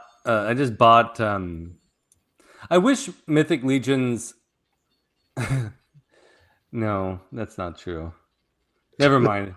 I'm gonna stop myself there. But I just bought. I bought the Super 7 Disney Ultimates Big Bad Wolf from the Silly Symphonies cartoon that they did, which is a super amazing figure. Like for $27 on Big Bad Toy Store, and it's usually $55.99 or whatever it was. Ridiculously overpriced for what you get. But so today though, on my lunch break I stopped by Ross, and guess what Ross had for $17.99? Same figure. Wow. And what I was going to say was that I wish that Mythic Legions had the reach that it could be. You could find the occasional Mythic Legions figure on clearance, because most of the time they're just too pricey for me. And it would be really cool to find one every once in a while for a really good price. That would be nice. Check some of their retailers, because again, a lot of times, like if you don't get it direct from the store Horseman, some of their retailers run sales. Yeah. So That's true. like, you I can mean, get a yeah, decent percentage off. I have seen some, Mythic Legions like, discounted a little bit on Big Bad Toy Store in the past, for sure. I'm talking about like wanting to see them for like $15, $20, that would be lovely. Yeah. But I also have no problem paying full price for I figures know that look this you good don't. with the paint That's apps. a beautiful figure. Come on, it's ridiculous. It's amazing. It's the it's retail worth every- exclusive. It's Go worth ahead. every penny. Yeah. This is their retail exclusive Jacob Marley. Now, he doesn't glow, but if you notice, his color scheme is extremely Haunted Mansion vibes. Yeah, totally. And I'm all on board for that. And probably would look amazing under a black light.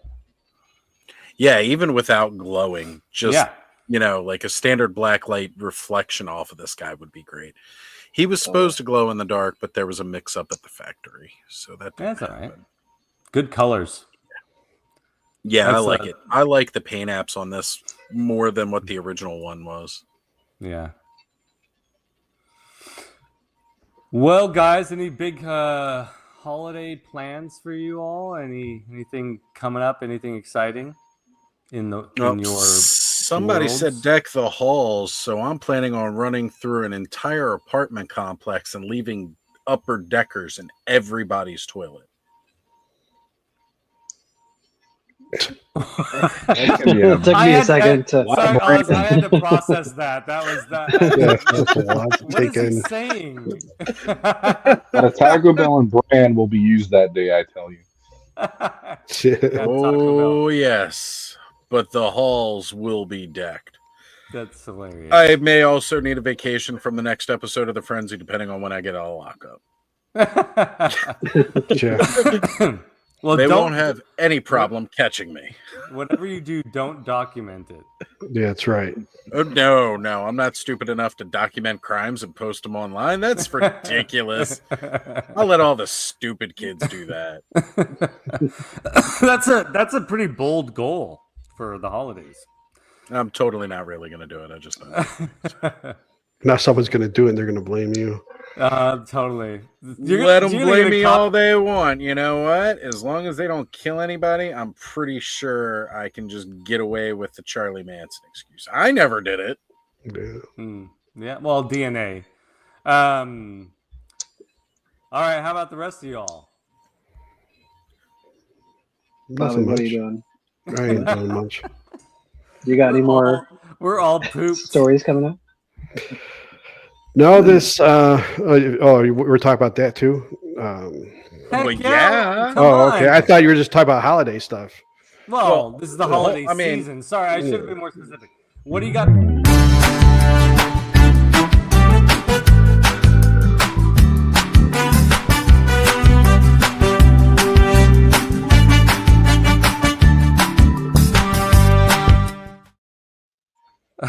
There you go. Now I'm more. Now you're in the I mood. know That what woke we're you up. talking about. No, I know what we're talking about now. Oh shit. Yeah, But, you're on the spot, buddy. Yeah, Go for I it. guess so. I got one more. Just had the second episode of the Werewolf Mob miniseries last night. It ends next week, and then I'm taking a break for a while, and then starting up again probably February. Yeah. 2025. Yeah, It continues. I got a couple more cases to finish off season 2. Since I already started that, and there's a lot of things that were said in case 4 that need to be finished up. I don't like leaving things hanging. I don't blame you. But yeah, now like I did a post on my channel. I said I'll assess after my season 2 finishes, see if I continue or not. So we'll see how everything goes with that. Honestly, if you're just having fun writing the stories, man. I am. I'm having fun. It becomes overwhelming a little bit too. You know? Yeah, as I any totally as, understand. as Yeah. any creative endeavor should. It should be work. It should be overwhelming at times. It's Yeah, good. it's just coming up with I mean, I have idea. I mean, like I'm still doing, like, when I came up with the Werewolf Mob miniseries back in February. So Mhm. now it's finally out, almost a year later. So it's I have a lot of stuff from the past that's catching up now. So That's cool. but we'll see. Yeah. It's I'm having fun doing it, but yeah, it just becomes stuff sometimes. Yeah, Take it one step at a time, brother. That's it. Yeah. that's right. But if anybody wants to, I do have a Patreon and a buy me a coffee if you want to donate. I need some cash. Let's make it happen for Bobby, folks. No, I'm just kidding. More Happy Decker. holidays, everyone. Eric saying, my birthday month, Bobby. Thank you. You're welcome. And Allison with the ever-present chant that I think quite a few of us can get behind. More Decker, more Decker. She's more probably Decker. she is one of my biggest supporters, and I appreciate that, Allison. I really do. Yeah. All of us want to see more Decker Northcutt, and the I do whole too. universe. I just get down and I get up. It's just one of those. It's been a rough time for me too, but it's keep going. It gets a struggle, but yeah, I love doing it, but I'm pretty sure I'll continue it. I have too much passion for it. I really hope so. I hope you never give up this endeavor. And I know you got to be happy for what you got and all that shit too. I get frustrated when it's not out there. After a while, it's been a long time now. So I'm along for the ride. I know you are. I know. I appreciate that. So all you scabs who don't sit there and watch my show piss off. I'm just kidding. Yeah, scabs. Hey, folks, if you don't peruse the YouTube and you're not subscribed to Bobby Dangerously on YouTube, that's no excuse, because you can just simply go over to the podcast universe and listen to it there, because that's what I do. I listen to the Decker Northcutt case files on my drive to work. So Which one do you use? Do you use Spotify or do you use Apple or what? I use Apple for all my podcasts. So you're one of the ones on Apple. Okay. I'm one of the ones on Apple, and I'm listening as soon as a new episode pops up. I'm usually one episode behind. Okay. So I'm listening in, and it's easy. I mean, you don't have to watch the videos. No. You can just listen to it, and I'm telling you, it's amazing. Most of the time, I'm just listening. Like, I'll put it on playlist, and I mean, I'm still using YouTube primarily because that's where that's perfect. Yeah, that's fine. I will say. Oh, sorry. Go ahead. I was just gonna say, I pull it up and I listen, and like I'll be having my coffee and having a smoke, and it's great just listening. It's perfect for that. I can either drive or sit. I can't do any work because the stories are too engaging, and but that's what I love about it. It's like I don't want to zone out to it. I mean, the truth is, I can't really listen to podcasts and just zone out and do work and do other things at the same time. Yeah. I can listen. I have to listen to it while I'm doing something that's brainless because the stories are so engaging. And I can't.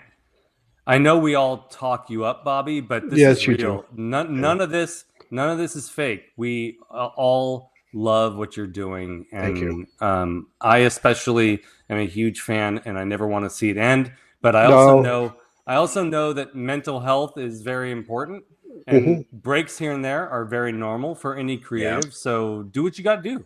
That's why like I said, I have to write. So I'm going to be writing in January for Case 5, but I'm not going to be producing anything. Oh, I do have planned is a holiday short.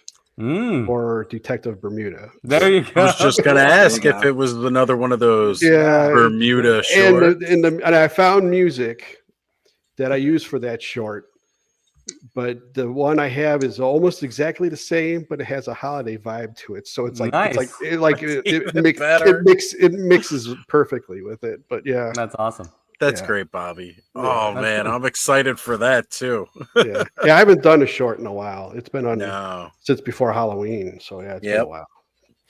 I've been missing the Bermuda shorts. And I don't know. Did you notice I included him in the Decker series?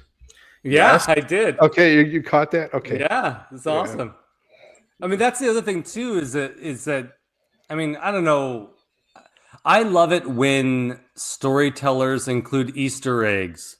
Yes. And they expand their universe beyond just what, and if you're an interested fan, you're like, ooh, I know what that is. Ooh, I know what that is. And Bobby totally does that. That's so fantastic. Yep. I love it. Yeah, and I'm sure like my first episode of the Werewolf Mob, something that I said probably blew over everybody's head.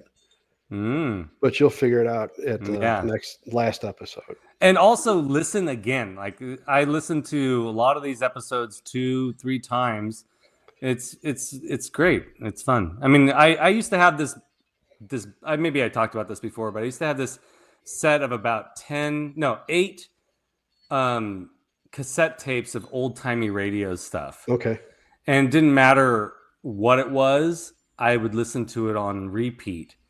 Even though I knew the outcome of Alfred Hitchcock Presents or Groucho's You Bet Your Life or whatever it was that I had, The Shadow, and I'd listen to those over and over again. You can do that, and you can do that with the Decker Northcutt case files because there's always something that emerges that you're like, ooh, I didn't notice that before. Just like a good movie, Yeah. Yeah, you're doing a good job, man. You're doing it. Sean, Adam, what do you guys got coming up?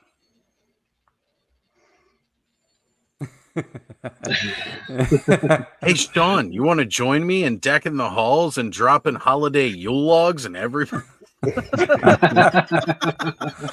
This could be a buddy picture. I could see this being a buddy picture. There's a trail of Vixen hot dogs. Oh, God. Shawnee, Uncle Shawnee and Oz go to White Castle. Yeah. Well, that definitely explains. McDonald's and get a McRib. Yeah, McRib. Well, that's what I can't started open the door. There's too much vehicle rub on my hand. It's so That's tingly hilarious. and satisfying. You could get the new Maggione sandwich. Oh, I'm sorry. I should have said that.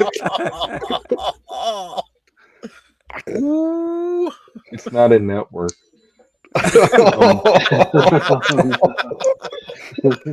Sorry, I couldn't Thank resist. you had to tag onto that. That's awesome. I love it. Yeah, that's I couldn't resist on that that's a one. good But one. Adam's the one that I'm sure has something coming up. I am just trying to get my deadlines done for my normal job and Yep. keep my sanity to get to Christmas without too much craziness right now. There you So go. that's me. That's a good goal. Yeah. I like it, Sean. I like it. Yep. How about you, So Adam? I've got I just finished an article for our friend Blake. Hopefully we'll see early next year sometime. And then I got recently Danielle Galerter, aka Penny Dreadful. She sent me a big box of stuff, like some of her materials that she collected from her research. Mostly connected to the Dark Horse newspaper comic strip book. Yeah. Yep. So she had a bunch of materials that she collected. There's a few other things that aren't related to that she sent as well. So I'm sorting through all that stuff, scanning, taking pictures. So I'll be doing a bunch of articles, Cool. covering all the cool stuff she sent me. Love Yeah, that. yeah, That is that's so great. cool. Nice. We haven't heard much from her in the Masters community lately. So it's Yeah. really nice to hear that she's like passing some stuff on to you and still interested in sharing information out there. Right? Yeah. I have a feeling Adam's going to be like in 10 years, he's going to be the only resource that is going to be needed. You know what I mean? He's going to have everything all in one It'll place. all come back. It'll all end up in Adam's house. Yeah. Everything that people have been working on, it'll all end up there.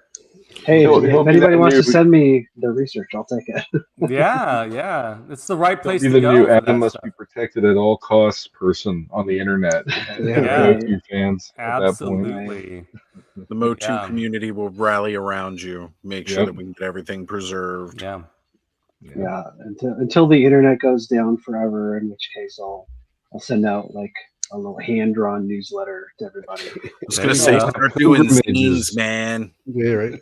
Zines. We got before that happens though, I'm sure we're just gonna end up having to put a plexiglass container around your house Mhm. Sure. to keep you as Adam as the ultimate Masters of the Universe collectible. His house insurance is definitely going to go up. They're Yeah, actually that's- going to pick up Adam's entire house, and somehow it's going to end up in Motu Joe's garage. There we go. That's true. That's true. It's just going to Everything ends up- incorporate it. Everything ends up There in we Motu go. Joe's garage somehow. Seriously, I think if like the two of you were to be able to get together, it would probably be the most complete amount of historical pieces of Masters of the Universe history between articles and everything else that you've accumulated and all the crazy merchandise and everything else that he's had. Like, I really think between the two of you, it's probably the most complete collection we'll ever see outside of anything that Hell still has sitting around. And you're talking about knowledge and artifacts. Yeah. He's gotten some cool stuff. He's good at hunting that stuff. I've never been good at hunting, like actually getting stuff in my hands. I've had people share things with me. But with Danielle's box, I actually do have a few cool things that are actually artifacts that I own. Yeah. Which I never had before. That is awesome. Yeah. Adam, you are really the Number epitome one of what an archivist, a dedicated archivist should be. You set an example for all of us who are interested in collecting knowledge and about our particular interests, and we're really lucky to have you on the show. Agreed. I just can't think of it. For some reason, I just have this image in my head of a bunch of Masters fans knocking on your front door. You open it, and, oh, historical documents. You are our last hope. Like in Galaxy Quest, Yeah, aliens, you know? Nice, nice. So, do you guys want to see something? Do you want to see one of the Yes. things she sent me? Oh, Yes. yes. I've got a. I thought I've this got was to a stand sleepy up. moment. No, it's all right. This one was so cool. I had to put it on my wall. Let me see if I can line up the camera right. Can you Ooh. see it? Yeah. yeah. Yep. Oh, there's my boy. So that is a photo from Mattel that they sent to the comic strip people as a reference for Scareglow. Oh, wow. But Oh. that's a prototype. That's like that's a Skeletor figure that Mattel painted up. He's got a black staff, not the green. You know. Mm-hmm. So this is the actual prototype photo reference from Mattel. That's so cool. That is so amazing. Yeah. Yeah, So that's that went beautiful. right up on my wall. Of course. Yeah. Yeah. Oh man. As it Amazing. should. Magic. I just happen to have him sitting right here on my desk. There you go. I mean, I'm sorry. It's glow in the dark skeleton and it's Masters of the Universe. How could I not have this thing It's pretty much amazing. always within arm's reach? It's one of the best Origins figures and it's like by far. Yeah. That's incredible, Adam. That's a genuine photograph. Yeah. That's so cool. Yeah, it's a genuine photograph. It's not a copy. So Yeah. it's the first time I've ever owned anything like that. Dang, So, Like that's cool. straight up piece of actual Mattel property. Yeah, that's amazing. Wow. I don't know how to top that. I'm not going to even try. I will say that my news for this month is that I am doing a series of videos for December called Disney December. So I'm focusing on some Disney stuff. Nice. So I already mentioned it tonight, but I've got a Big Bad Toy Store, Big Bad Wolf coming.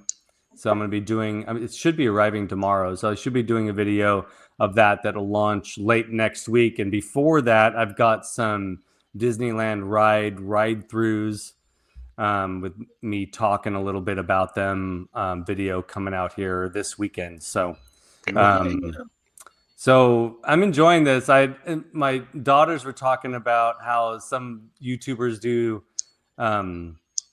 this thing called Vlogmas. I had never heard of it, but it's like, daily or weekly vlogs for the Christmas holiday season. And I was like, well, I'm not going to do that, but Nobody got time for that. I don't have time for that.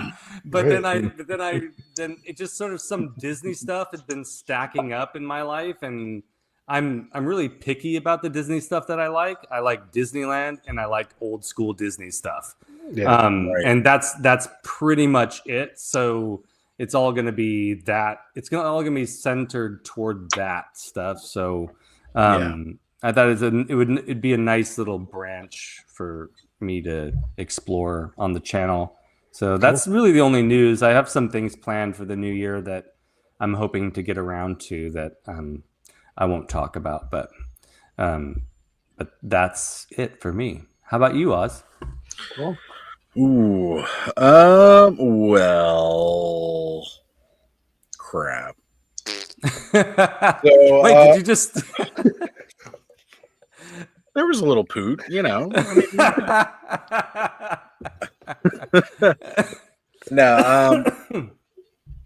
So just something that I've recently started doing. There's Tom. He has a channel called Spill the Geek Tea. Well, his other channel he goes by Tasty Cake. But he has this channel he just started called Spill the Geek Tea. It's kind of a collaborative project he's doing with a couple of different people. Kenzo's Creations, he's on there with us. Mega J, he had jumped in on the last episode. We even had Mikey Eternium Royalty on there.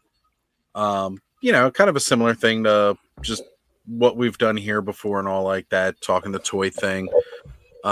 Then every other Friday night, you will catch me on Let's Go Off World. As a matter of fact, I believe it was now determined that the 27th, I think that's the next episode. Well, no, we might be doing the 20th. Are we going to do back-to-back again? Okay, yeah, because tomorrow's the 13th, and I know we're not on tomorrow's episode, but yeah, on the 27th, it's going to be kind of like a big holiday special where we all decided to do Secret Santas. Oh, cool. And this bad boy showed up today, and I have no idea what's inside. Wow, that's but awesome. This was from the Secret Santa, so I can't crack this open until the 27th. So I have no idea what's in there. It's hefty, though. It's hefty. It's Cosmic probably a Legions. bunch. I bet you it's a bunch of rocks. It's a Yule log. Yeah, it's a Yule. All right, a mighty hefty one. Have you smelled the box yet? No. Why, you go around sniffing boxes? All the time. You know, it's a good way to Smell tell your if there's presents before C4 you in open there. it. I'm just saying. Dead fish. But yeah, hopefully sometime soon, hopefully by this weekend, Figure Obscura, Ghost of Christmas Past will be arriving. Oh, yeah. I know cool. me and the other Clubhouse guys, we are excitedly waiting for everybody to get there so that we can open that up and then see what the surprise gift is. I've heard some people have already spoiled it already, but I keep away from those. They specifically yes, requested that everybody avoid sharing it until like after the 25th, but you know, some people just don't care and they put that stuff out there early. So just got to avoid it where I can. So yeah, we're waiting for those to show up for everybody. And who knows, maybe by this weekend, I will be opening up the sweet Fisher Rice figure. So I can add that one to the collection. Then I got to figure out what sets of arms and legs I want to have them use. Because like I said, there's a lot of really cool pieces in there. And I love the color combinations on that guy. Skelly, I did send you the link if you are interested. I saw that. Thank you. And if I were to have that figure, if I were to get that figure eventually, I would definitely have him in the configuration that is most aligned with the Fisher Price inspiration. So the little blue humanoid head in the glass dome. That's what I would do. I kind of want to do something along those lines, and then maybe also get like either a Jacob Marley or a Frankenstein's creature where it's got the coat. And I totally want to take him space pirate. Right? We gotta. Oh, never mind. Sorry. We gotta eventually, when more information comes out, and I know that we'll all excitedly have something to say about this, but we're getting close to getting the first trailer for the Guillermo del Toro Frankenstein film that's coming out, and I'm very, very excited about that. It's going to be a whole episode. I'm anxious to talk a whole episode on Frankenstein and Guillermo del Toro. So, yeah. And if it happens before the Halloween season, it'll happen before Halloween season. As soon as we can do it, I'm super excited. Why not? Right. Yeah. As Fiona getting tied up by Cobra Commander. That's cool. That's cool. Yeah. Just little things I play with in between calls. So yeah, we got that going on. As well as I know coming up this current weekend, we've got a big